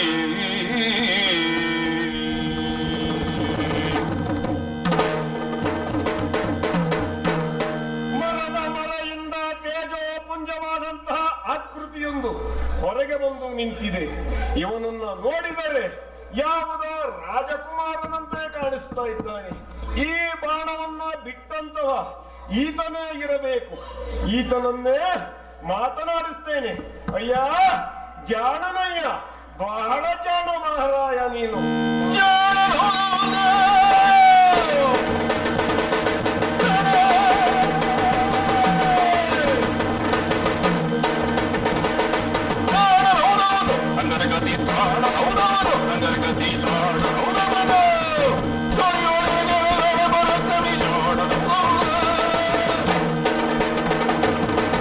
ಅಯ್ಯ ಜಾಣನಯ್ಯ, ಬಹಳ ಜಾಣ ನೀನು. ಎದುರು ನಿಂತರೆ ಬಾಣವನ್ನು ಹೊಡೆದರೆ, ಎದುರು ನಿಂತು ಬಾಣವನ್ನು ಹೊಡೆದರೆ ಈ ವಾಲಿಯನ್ನ ಗೆಲ್ಲಲಾಗದು ಎಂದು ಅರಿತುಕೊಂಡು ಮರೆಯಲ್ಲಿ ನಿಂತು ಬಾಣವನ್ನು ಬಿಡುವಂತಹ ಜಾಣತನವನ್ನು ತೋರಿದಂತಹ ರಾಜಕುಮಾರ. ಬಹಳ ಜಾಣ. ಈ ಜಾಣತನ ರಾಜಕುಮಾರರಿಗೆಲ್ಲ ಒಂದು ಮಾದರಿ. ಯುದ್ಧವನ್ನು ಹೇಗೆ ಗೆಲ್ಲಬೇಕು ಮೋಸ ಮಾಡಿ ಆದರು ಅಂತ ಈ ಜಾಣತನವನ್ನ ಎಲ್ಲೂ ಕರಿತೆ ಮಹಾರಾಯ. ಈ ಎಲ್ಲ ಕಾರ್ಯವನ್ನ, ಮಹತ್ ಕಾರ್ಯವನ್ನ ಮಾಡಿದವಂತಹ ನೀನು ಯಾರು ಎನ್ನುವುದನ್ನ ಯೋಚನೆ ಮಾಡ್ತಾ ಇದ್ದೇನೆ. ಓಹೋ, ನೀನೇಯೋ?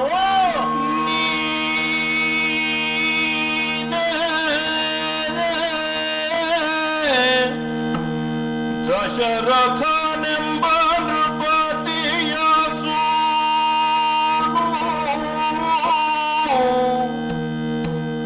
ನೀನೇ. ದಶರಥನೆಂಬ ನೃಪತಿಯ ಸೂನು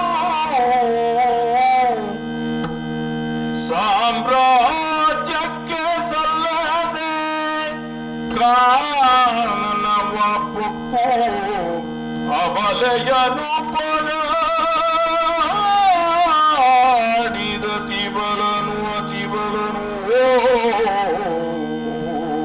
ಸಾಮ್ರಾಜ್ಯಕ್ಕೆ ಸಲ್ಲದೆ ಕಾರಣವ ಪಕ್ಕ ಬಲೆಯನು ಪೊಲಾಡಿದ ಅತಿಬಲನು ಹೀನ ವೃತ್ತಿಯ ಬಗೆಗೆ ಹೀನ ವೃತ್ತಿಯ ಬಗೆಗೆ ಸಲ್ಲದ ಮಾನನಿಧಿ ನೀನಹುದು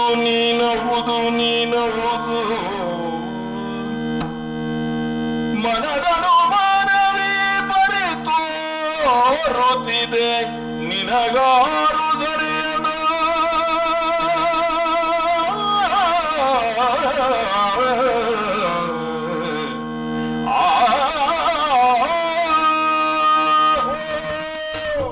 ನೀನೇಯೋ? ಆ ದಶರಥನಂದನ ಶ್ರೀರಾಮಚಂದ್ರ ಎಂದರೆ ನೀನೇಯೋ?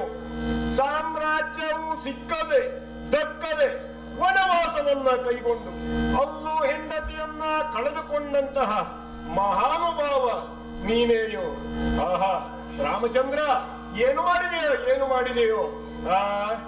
ನೀನು ಶಾಸ್ತ್ರವಿದ್ಯೆಯನ್ನ ಕಲಿತದ್ದು ವಿಶ್ವಾಮಿತ್ರನಲ್ಲಿಯಂತೆ. ಮರೆಯಲ್ಲಿ ಬಾಣವನ್ನ ಬಿಡುವುದನ್ನು ವಿಶ್ವಾಮಿತ್ರನೇ ನಿನಗೆ ಹೇಳಿಕೊಟ್ರೇನೋ ರಾಮ? ಅದಲ್ಲದಿದ್ದರೆ ಅದು ನಿನ್ನ ವಂಶವಾದರೂ ಎಂತದ್ದು? ಭಗೀರಥ, ಶಿಬಿ, ಹರಿಶ್ಚಂದ್ರ ಮುಂತಾದವರು ಹುಟ್ಟಿದಂತಹ ರಘುವಂಶದಲ್ಲಿ ಹುಟ್ಟಿದಂತಹ ನೀನು ಅಯ್ಯ ತುಳಸಿಯ ಬೃಂದಾವನದಲ್ಲಿ ಕಳೆಗಿಡ ಹುಟ್ಟಿದಂತೆ ನೀನು ಹುಟ್ಟಿಬಿಟ್ಟಿಯಲ್ಲೋ ಮಹಾರಾಯ. ನಿನ್ನ ಕೀರ್ತಿಗೆ, ನಿನ್ನ ವಂಶದ ಕೀರ್ತಿಗೆ ಇದು ಸರಿಯೇನು? ನನಗೆ ಗೊತ್ತಿತ್ತು ರಾಮ ನೀನು ಬಂದಿದ್ದೀಯ ಎನ್ನುವಂತ ಸುದ್ದಿ ನನಗೆ ಬಂದದ್ದು. ಆದರೆ ನನಗೆ ಒಂದು ವಿಶ್ವಾಸ ಇತ್ತು, ಆ ಅಯೋಧ್ಯೆಯ ರಾಜಕುಮಾರ ಬರುವುದೇ ಆದರೆ ನನ್ನೊಡನೆ ಸಂಧಾನಕ್ಕಾಗಿ ಬಂದಾನು, ನನ್ನೊಡನೆ ಮಿತ್ರತ್ವಕ್ಕಾಗಿ ಬಂದಾನು ಅಂತ. ಆದರೆ ನೀನು ಮಿತ್ರತ್ವಕ್ಕಾಗಿ ಇಲ್ಲಿಯ ತನಕ ಬರಲಿಲ್ಲ ರಾಮ. ಹೋಗಿ ಸುಗ್ರೀವನೊಡನೆ ಮಿತ್ರತ್ವವನ್ನ ಮಾಡಿದೆ. ಪುಣ್ಯಾತ್ಮ, ತನ್ನ ಹೆಂಡತಿಯನ್ನೇ ಗಳಿಸಿಕೊಳ್ಳಲಾಗದಂತವ ನಿನಗೆ ಹೆಂಡತಿಯನ್ನು ಹುಡುಕಿ ಕೊಡ್ತಾನವ. ಅದಲ್ಲದಿದ್ದರೆ ನಿನಗೆ ಹೆಂಡತಿ ಸೀತೆಯೇ ಬೇಕು ಅಂತಾಗಿದ್ದರೆ ನನ್ನ ಜೊತೆ ಮಿತ್ರತ್ವವನ್ನ ಮಾಡಬೇಕಾಗಿತ್ತು. ಆ ರಾವಣನ ಜುಟ್ಟನ್ನ ಹಿಡಿದು ತಂದು ನಿನ್ನ ಪಾದದ ಬಳಿ ಹಾಕುತ್ತಿದ್ದೆ ರಾಮ, ನಿನ್ನ ಪಾದದ ಬಳಿ ಹಾಕುತ್ತಿದ್ದೆ. ಏನು ಮಾಡುವುದು? ಆ ಯೋಗ ನನಗಿಲ್ಲ, ಆ ಭಾಗ್ಯ ನಿನಗಿಲ್ಲ. ರಾಮ, ಇದು ನಿನ್ನನ್ನ ಕೇಳ್ತಾ ಇದ್ದೇನೆ. ನೀನು ಯುದ್ಧಕ್ಕಂತೂ ನೀನು ಮಿತ್ರತ್ವಕ್ಕಂತೂ ಬರಲಿಲ್ಲ, ಯುದ್ಧಕ್ಕಾಗಿ ಬಂದೆಯೋ? ಯುದ್ಧಕ್ಕೂ ಬರಲಿಲ್ಲ. ಆದರೆ ಮರೆಯಲ್ಲಿ ನಿಂತು ಬಾಣವನ್ನ ಬಿಟ್ಟೆ.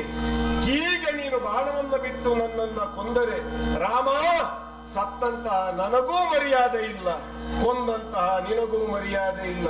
ನಿನಗೆ ನೀನು ಮಾಡಿರುವುದು ತಪ್ಪು ಎಂದನಿಸಿದರೆ, ಯುದ್ಧವನ್ನೇ ಮಾಡಬೇಕು ಎಂದನಿಸಿದರೆ ರಾಮ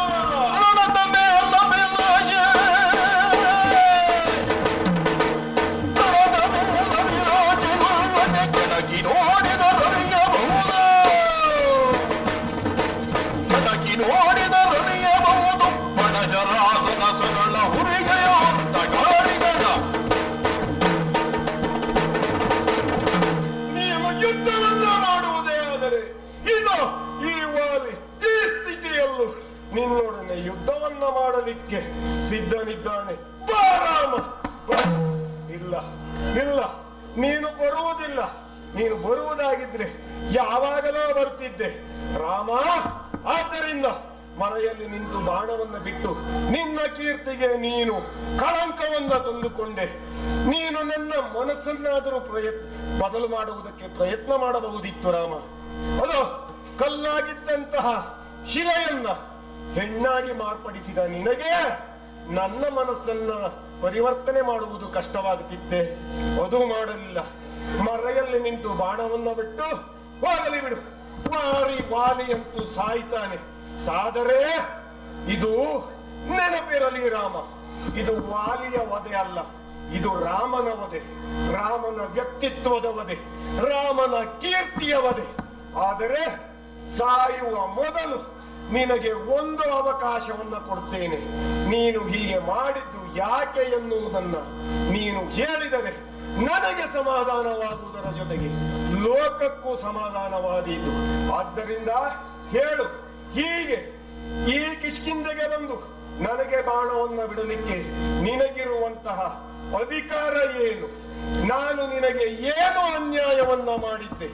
ಅನ್ಯಾಯವನ್ನ ಮಾಡಿದ್ದರೂ ನೀನು ಮರೆಯಲ್ಲಿ ನಿಂತು ಬಾಣವನ್ನ ಬಿಡುವುದಕ್ಕೆ ಕಾರಣ ಏನು? ಇದೆಲ್ಲವನ್ನ ನೀನು ಹೇಳು, ಕೇಳಿಕೊಂಡು ಸಾಯ್ತೇನೆ. ವಾನರರ ದೀಪನೆ ಕೇಳನ್ನ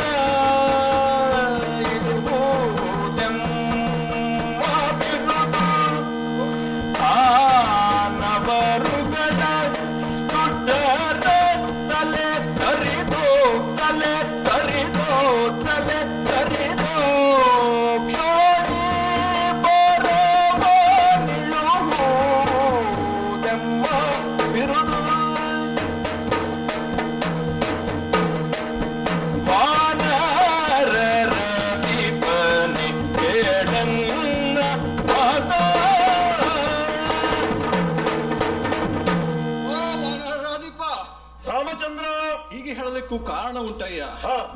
ಈ ಕಿಷ್ಕಿಂಧೆಯನ್ನ ಕಟ್ಟಿದವನು ನೀನು, ವಾನರ ಸೈನ್ಯವನ್ನ ಒಡಗೂಡಿದವನು ನೀನು, ಅವರಿಗೆಲ್ಲ ರಾಜನಾಧಿಪ ಎಂದು ಎನಿಸಿಕೊಂಡವನು ನೀವು. ಹೀಗಿರುವಾಗ ರಾಜಧರ್ಮವನ್ನ ಮರೆತಿದ್ದೀಯ ನೀನು. ಕೇಳಿದೆಯಲ್ಲ, ನಿನಗೆ ಅಧಿಕಾರ ಕೊಟ್ಟವರು ಯಾರು ಎಂಬುದನ್ನ. ಸೂರ್ಯವಂಶಿಗಳು ನಾವು, ದೈವೀ ದತ್ತವಾಗಿ ಬಂದಂತಹ ಅಧಿಕಾರ ನಮ್ಮ ಹೊಣೆಯದು. ಈ ಹಿಂದೆ ಎಷ್ಟೋ ಸಹಸ್ರ ರಾಕ್ಷಸರನ್ನ ವಧಿಸಿದವರು ನಾವು. ಯಾಕೆ? ಧರ್ಮವನ್ನ ರಕ್ಷಿಸಬೇಕು, ಅಧರ್ಮಿಗಳನ್ನ ಶಿಕ್ಷಿಸಬೇಕು. ಇದೇ ನಮಗೆ ಆದಂತಹ ದೈವದ ಆಜ್ಞೆ. ಹಾಗಾಗಿಯೇ ನಿನ್ನಂತಹ ಅಧರ್ಮಿಗಳನ್ನ ಶಿಕ್ಷೆ ಒಳಗಪಡಿಸುವ ಸಲುವಾಗಿಯೇ ಈ ಶಿಕ್ಷೆಯನ್ನ ಕೊಟ್ಟವನು ನಾನು ನಿನಗೆ. ಸೂರ್ಯ ವಂಶದವರು ಹೇಗಿದ್ದಾರೆ, ಕೊಟ್ಟ ಮಾತಿಗೆ ತಪ್ಪಲಾರರು ಎಂಬುದಾಗಿ ಇದನ್ನ ನಾನು ತಿಳಿಕೊಡಬೇಕು ಎಂಬ ಸಲುವಾಗಿಯೇ ಸಮಸ್ತ ವಾನರ ಪಡೆ ಎದುರಿಗೆ ನಿನಗೆ ಈ ಶಿಕ್ಷೆಯನ್ನ ವಿಧಿಸಿದ್ದೇನೆ ನಾನು. ಶಿಕ್ಷೆ ಅಂತ ಹೇಳ್ತೀಯ, ತಪ್ಪನ್ನ ಏನು ಮಾಡಿದ್ದೇನೆ ಎನ್ನುವುದು ಬೇಡ. ಅದನ್ನ ಹೇಳ್ತೇನೆ ಕೇಳು. ನ್ಯಾಯವೇ ತಮ್ಮನ ಸತಿಯ ಮುಟ್ಟುವುದು,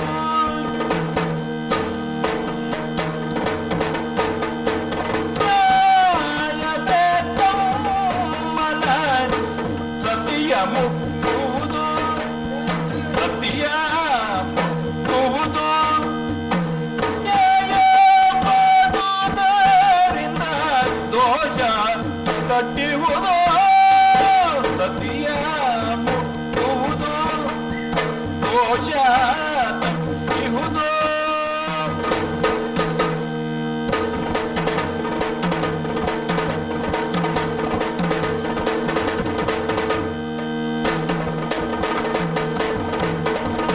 ಪ್ರಾಯ ಚಿತ್ತಗಳಿದು ಪರದೋಷಗಳಿಗೆ, ಪ್ರಾಯ ಚಿತ್ತಗಳಿವು ಪರದೋಷಗಳಿಗೆ, ಕಾಯಗಡರೆಂಬ ನಿಜ ಮಾತಿನೊಳಗೆ, ಪ್ರಾಯ ಚಿತ್ತಗಳಿವು ಪರದೋಷಗಳಿಗೆ, ಕಾಯಗಡರೆಂಬ ನಿಜ ಮಾತಿನೊಳಗೆ, ಕಾಯವೇ ತಮ್ಮನ ಸತಿಯ ಮುಟ್ಟುವುದು.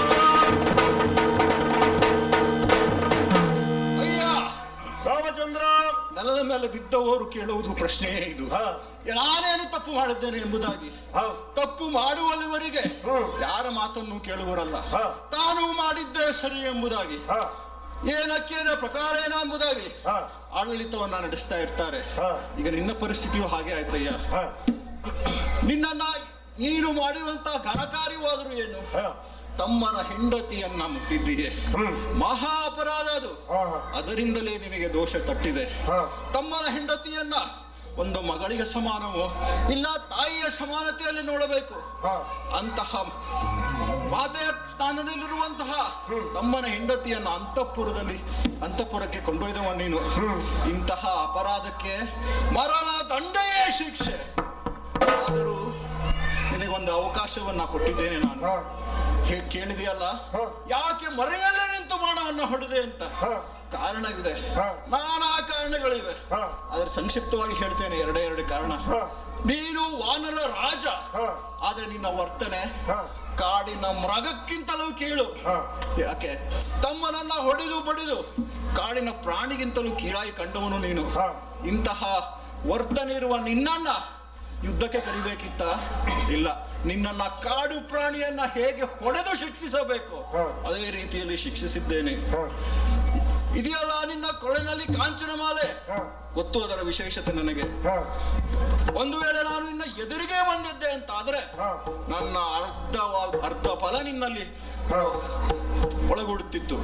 ಹಾಗಿರುವಾಗ ಏನಾಗೋದು? ವಾಲಿಯ ಬಲದ ಜೊತೆ ಈ ಧರ್ಮಾತ್ಮನಾದಂತಹ ರಾಮನ ಅರ್ಧ ಬಲ ನಿನ್ನಲ್ಲಿ ಇದೆ ಅಂತ ಆದ್ರೆ ಲೋಕ ಅಲ್ಲೋಲ ಕಲ್ಲೋಲವಾದೀತು.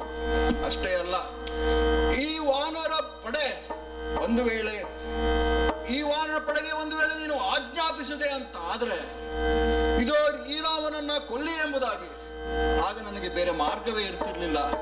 ಅವರೆಲ್ಲರನ್ನ ವಧಿಸಬೇಕಾದಂತಹ ಪ್ರಸಂಗ ನನಗೆ ಬರ್ತಾ ಇತ್ತು. ಹಾಗಾದ್ರೆ ಮುಂದೆ ನನಗೆ ಸೀತೆಯ ಅನ್ವೇಷಣೆಯಲ್ಲಿ ಯಾರಿರ್ತಾ ಇದ್ರು ಹೇಳು ಅಲ್ವಾ? ಅಷ್ಟೇ ಯಾಕೆ ಕೇಳಿದೆ ಅಲ್ಲ, ಸುಗ್ರೀವನಲ್ಲಿ ಯಾಕೆ ಸಂಬಂಧವನ್ನ ಬೆಳೆಸಿದೆ? ದುರಾತ್ಮನ ಅಂತ ನೀನು, ತಮ್ಮನ ಹೆಂಡತಿಯನ್ನೇ ಬಿಡದವನು ನೀನು, ಬೇರೊಬ್ಬರ ಹೆಂಡತಿಯನ್ನ ಕಡ್ದೊಯ್ದವನು ರಾವಣ. ಆಹಾ, ಎಂತಹ ಸಖ್ಯವಯ್ಯ ನಿಮ್ಮಲ್ಲಿ ಇದ್ದರೆ ಇಂತಹ ಸಖ್ಯವನ್ನೇ ಮಾಡಬೇಕು. ನಿಮ್ಮಂತಹ ಈ ಸಖ್ಯವನ್ನ ಮಾಡಿದವರಲ್ಲಿ ಧರ್ಮಾತ್ಮದ ಅಂತಹ ನಾನು ನಿನ್ನಲ್ಲಿ ಬಂದು ಕೇಳಬೇಕಿತ್ತ ಎನ್ನ ಸತಿಯನ್ನ ಬಿಡಿಸಿಕೊಡು ಎಂಬುದಾಗಿ ಇದೋ ಹಿಡಿದಂತಹ ಕೋದಂಡವೇ ಸಾಕ್ಷಿಯಾಗಿತ್ತು. ಆದರೂ ನನ್ನ ವೀರ್ಯವನ್ನ, ನನ್ನ ಬಲವನ್ನ ತೋರಿಸಿ ಆ ಸೀತೆಯನ್ನ ಬಿಡಿಸಿಕೊಂಡು ಬರ್ತೇನೆ. ನಿನ್ನ ಸಹಾಯ ಬೇಕಾಗಿಲ್ಲ ನನಗೆ. ಹೇಳದೆ ಅಲ್ಲ, ಬಾಣವನ್ನ ನಾನು ಎಡಕೈಯಲ್ಲೇ ಹಿಡಿದಿದ್ದೇನೆ ಎಂಬುದಾಗಿ. ಅದು ನೀನು ಹಿಡಿದು ನಿಲ್ಲಿಸಿದ್ದಲ್ಲ. ಯಾಕೆ? ಅದು ಕೋದಂಡದಿಂದ ಬಿಟ್ಟಂತಹ ರಾಮಬಾಣ, ಸಜೀವ ಬಾಣ. ಅದು ಎಷ್ಟು ಒಳಹೊಕ್ಕಬೇಕು ಎಂಬುದನ್ನು ನಿರ್ಧರಿಸಿಯೇ ಬಿಟ್ಟವನು ನಾನು. ಯಾಕೆ? ನಿನ್ನ ಪ್ರಾಣವನ್ನು ತೆಗೆಯುವುದಲ್ಲವೇ ಅಲ್ಲ ನನ್ನ ಉದ್ದೇಶ. ನನ್ನ ಉದ್ದೇಶ ನಿನ್ನನ್ನ ಶಿಕ್ಷಿಸುವುದು. ಇನ್ನು ಆಸೆ ಇದ್ದರೆ ಹೇಳು. ಆ ದುರ್ಮಾರ್ಗಿಯಾದಂತಹ ವಾಲಿ ತಮ್ಮನ ಹೆಂಡತಿಯನ್ನ ಇಟ್ಟುಕೊಂಡಂತಹ ವಾಲಿಯನ್ನ ನೀನೇ ಕೊಲ್ಲುತ್ತೆ ಅಂತಾದ್ರೆ, ಇಂದ್ರಜಾತನಾದಂತಹ ಆ ವಾಲಿಯನ್ನ ನಾನು ಇನ್ನೂ ಬದಲಿಸ್ತೇನೆ. ಆ ಬಿಟ್ಟಂತ ಶರವನ್ನ ನಾನು ಹಿಂತಿರುಗಿ ಪಡೆಯುತ್ತೇನೆ. ಹೇಳು, ಇನ್ನೂ ಬದುಕುವ ಆಸೆ ಇದೆಯೋ ನಿನಗೆ? ರಾಮಚಂದ್ರ ಬೇಡವಪ್ಪ. ಕರುಣವಿದ್ದರೆ ಸಾಕು,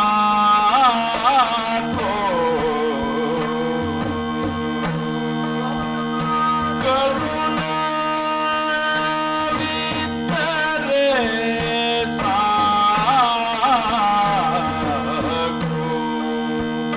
ನಿನ್ನ ಪಾದದ ಕರುಣವಿದ್ದರೆ ಸಾಕು.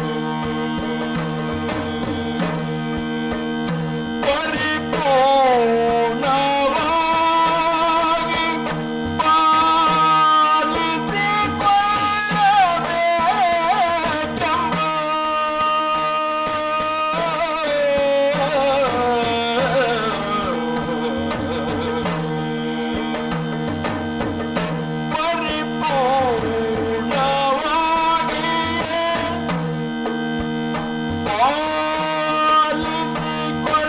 ಪಾಲಿಸಿಕೊಳ್ಳಬೇಕೆಂಬ ಪಾಲಿಸಿಕೊಳ್ಳಬೇಕೆಂಬ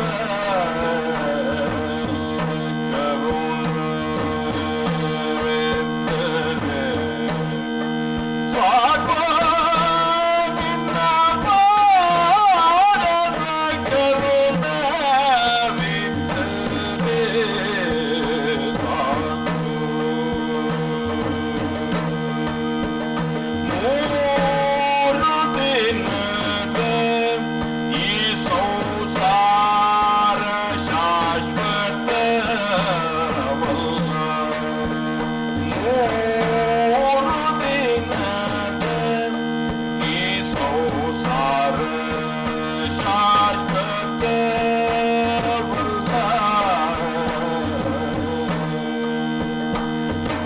ಘೋರ ದುಃಖದ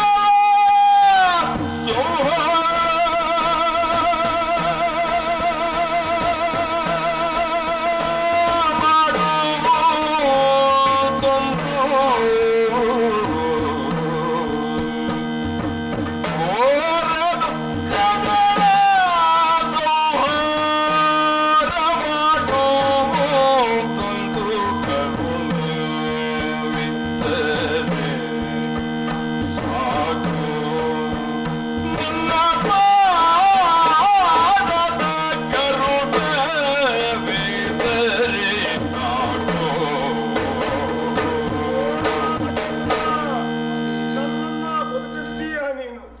ರಾಮ ಬೇಡವಪ್ಪ, ಬೇಡ. ರಾಮಚಂದ್ರ, ನೀನು ಯಾರು ಎನ್ನುವುದ ಅರಿವು ನನಗಾಗಿದೆ. ನಿನ್ನ ಕೈಯಲ್ಲಿಯೇ ಸಾವು. ಬರುವುದಾದರೆ ಬದುಕಿ ಏನಾಗಬೇಕು ಸ್ವಾಮಿ? 3 ದಿನದ ಈ ಸಂಸಾರ ಇನ್ನು ಈ ವಾಲಿಗೆ ಯಾಕೆ ಬೇಕು? ಹಾಳು ಕೊಂಪೆಯಾಗಿದ್ದಂತಹ ಈ ಜಾಗವನ್ನ ಕಿಷ್ಕಿಂಧೆಯ ಸಾಮ್ರಾಜ್ಯವಾಗಿ ನಾನು ಕಟ್ಟಿದ್ದೇನೆ. ಗಳಿಸುವುದೆಲ್ಲ ನಾನು ಗಳಿಸಿದ್ದೇನೆ. ರಾಮಚಂದ್ರ, ಇನ್ನು ನನಗೆ ಈ ಒಂದು ಜಗತ್ತಿನಲ್ಲಿ ಬದುಕಬೇಕು ಎನ್ನುವಂತಹ ಆ ಒಂದು ಆಸೆ ನನಗಿಲ್ಲ ಸ್ವಾಮಿ. ಆದ್ದರಿಂದ ನನಗೆ ನಿನ್ನ ಕರುಣೆ ಹೊಂದಿದ್ದರೆ ಸಾಕು. ನನಗೆ ಮೋಕ್ಷವೆನ್ನುವುದು ಬೇಕು ಸ್ವಾಮಿ, ಮೋಕ್ಷವೆನ್ನುವುದು ಬೇಕು. ಆದರೆ ಇದು ನನ್ನ ಒಂದು ಕೆಲಸ ಇದೆ, ಇನ್ನೂ ಇದೆ. ತಮ್ಮ ಸುಗ್ರೀವ, ನನ್ನನ್ನ ಕ್ಷಮಿಸಬೇಕಯ್ಯ ನೀನು. ನಾನು ಮಾಡಿದಂತಹ ಎಲ್ಲ ತಪ್ಪುಗಳನ್ನ ಕ್ಷಮಿಸಬೇಕು ಸುಗ್ರೀವ. ಇದು ಈ ಕಾಂಚನ ಮಾಲೆಯನ್ನ ನಿನ್ನ ಕೊರಳಿಗೆ ಹಾಕಿದ್ದೇನೆ. ಈ ಕಿಷ್ಕಿಂಧೆಯ ಮುಂದಿನ ಅಧಿಕಾರಿಯಾಗಿ ನಿನ್ನನ್ನ ನೇಮಿಸ್ತಾ ಇದ್ದೇನೆ. ನನ್ನ ಮಗನಾದಂತಹ ಅಂಗದನನ್ನ ಸಂಪೂರ್ಣ ಹೊಣೆಗಾರಿಕೆಯನ್ನ ನೀನು ನೋಡಿಕೊಳ್ಳಬೇಕಪ್ಪ. ಅಲ್ಲದೆ ನನ್ನ ಮಡದಿಯಾದಂತಹ ತಾರೆಯ ಗೌರವಕ್ಕೆ ಕುಂದು ಬರದಂತೆ ನೀನು ನಡೆದುಕೊಳ್ಳಬೇಕಪ್ಪ. ಅಲ್ಲದೆ ಈ ಶ್ರೀರಾಮಚಂದ್ರನ ಸೀತಾನ್ವೇಷಣೆಯ ಕಾರ್ಯಕ್ಕೆ ಸಂಪೂರ್ಣವಾದಂತಹ ಸಹಕಾರವನ್ನ ನೀನು ಕೊಡಬೇಕು ಸುಗ್ರೀವ, ನೀನು ಕೊಡಬೇಕು. ಆಗಲಣ್ಣ ಮಾತು ಕೊಡ್ತಾ ಇದ್ದೀನಿ. ರಾಮಚಂದ್ರ, ನನಗೆ ಮೋಕ್ಷವನ್ನ ದಯಪಾಲಿಸಬೇಕು, ಮೋಕ್ಷವನ್ನ ದಯಪಾಲಿ. ಬ್ರಹ್ಮ ಬ್ರಹ್ಮಾಗ್ನೋ ಬ್ರಹ್ಮಣಾಹುತೋ ಬ್ರಹ್ಮೈವ ತೇನ ಗಂತವ್ಯಂ ಬ್ರಹ್ಮ ಕರ್ಮ ಸಮಾಧಿನಾ.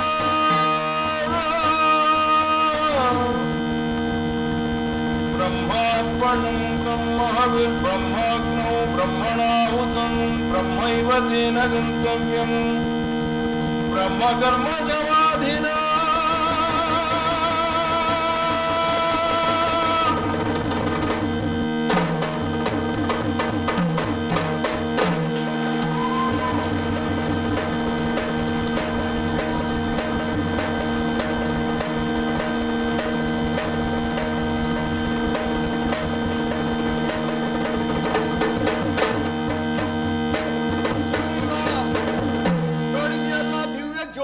ವೈಕುಂಠವನ್ನ ಸೇರಿ ನನ್ನಲ್ಲಿ ಲೀನವಾಯಿತಲ್ಲ.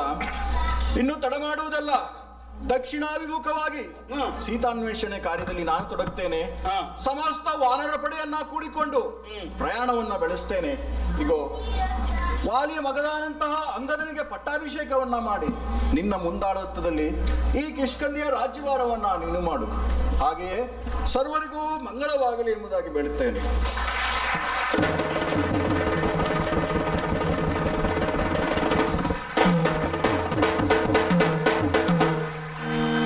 ಮುರಮಥನನೆ ನಿನ್ನ ಚರಣದ ಸೇವೆಯ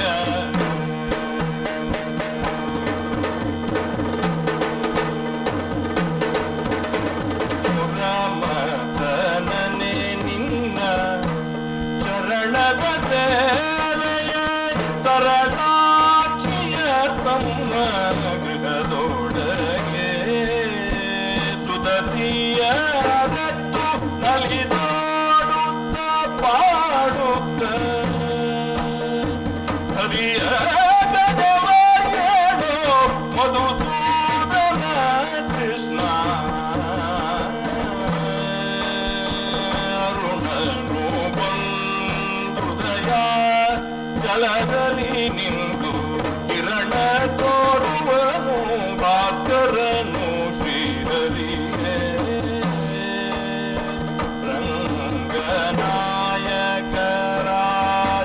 ರಂಗನಾಯಕರಾದಿವರೋಚನ ಕಮಣನೆ ಬೆಳಗಾಯಿ ಹೇಳೆನ್ನುತ್ತ ಕರದೊಳು ಪರಶುಭಾಷ ಕುಶ ಕರನಿಗೆ ಹರುಷತಿ ಭಕ್ತರ ಪೊರೆವಗೆ ಪುರಗಭೂಷಣ ನೃಕುಮಾರ ಗಜವದನನ ಚರಣ ಕಮಲ ಆರತಿಯ ತೀರೆ ಗಜಮುಖ ಬಗೆ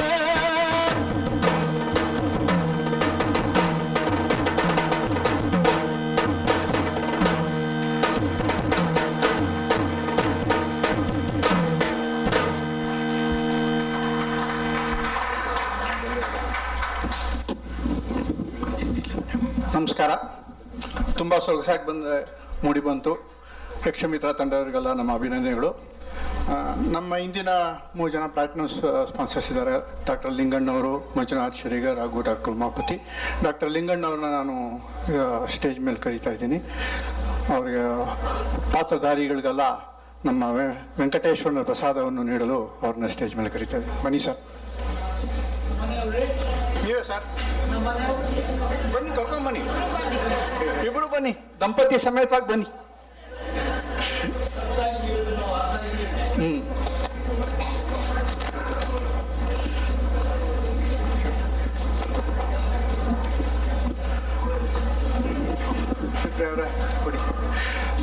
ರಾಮನ ಪಾತ್ರಧಾರಿ ಶ್ರೀಹರ್ಷ ಹೆಗ್ಡೆ.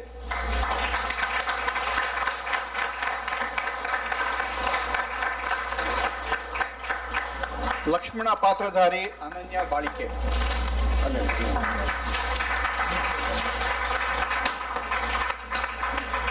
ವಾಲಿ ನವೀನ್ ಹೆಗ್ಡೆ. ಸುಗ್ರೀವ ಶ್ರೀಕಾಂತ್ ಹೆಗ್ಡೆ. ತಾರೆ ಕೃಷ್ಣ ಪ್ರಸಾದ್ ಬಾಳಿಕೆ. ಅನನ್ಯ ಅವರು ಕೃಷ್ಣ ಪ್ರಸಾದ್ ಅವರ ಮಗಳು. ಅಪ್ಪ ಮಗಳು ಇಬ್ರು ಈ ಪಾತ್ರ ಮಾಡಿದ್ದಾರೆ. ಸೊಗಸಾದ ಹಿಮ್ಮೆಳ ಇದ್ದವರು ಭಾಗವತಕ್ಕೆ ಹಾಗೂ ಚಂಡಿಕೆ ರಾಘವೇಂದ್ರ ಕಟ್ಟಿನಕೆರೆ.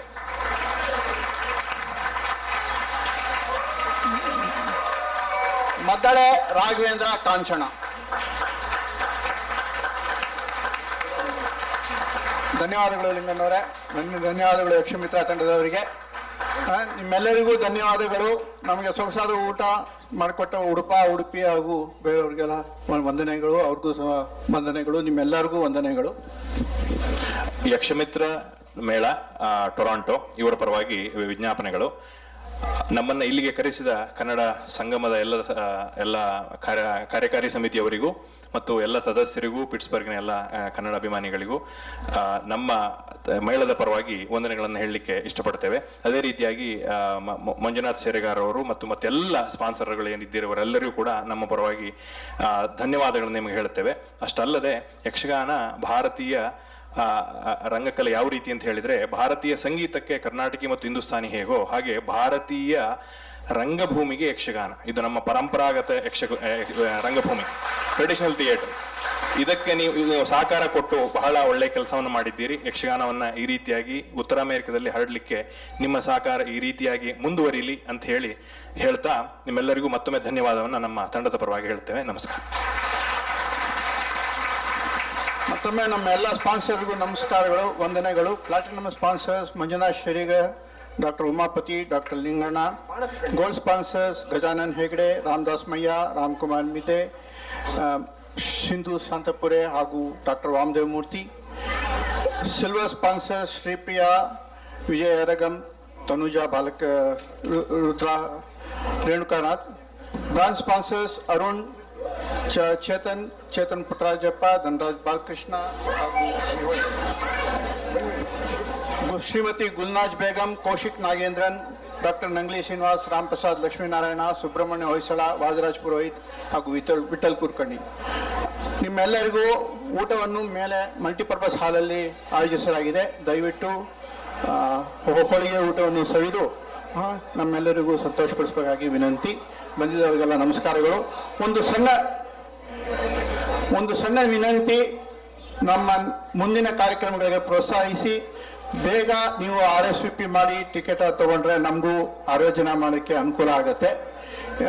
ಇಂದಿನ ನಿರೂಪಕರು ಪುಟಾಣಿಗಳು ಪ್ರಜ್ವಲ್, ಭೂಮಿಕಾ, ಸ್ವಾತಿ ಹಾಗೂ ಸಿಂಚನ ಅವರಿಗೂ ನಮ್ಮ ವಂದನೆಗಳು. ಇವತ್ತಿನ ಕಾರ್ಯಕ್ರಮಕ್ಕೆ ನೀವೆಲ್ಲ ಬಂದಿರೋದು ಬಹಳ ಸಂತೋಷವಾಯಿತು.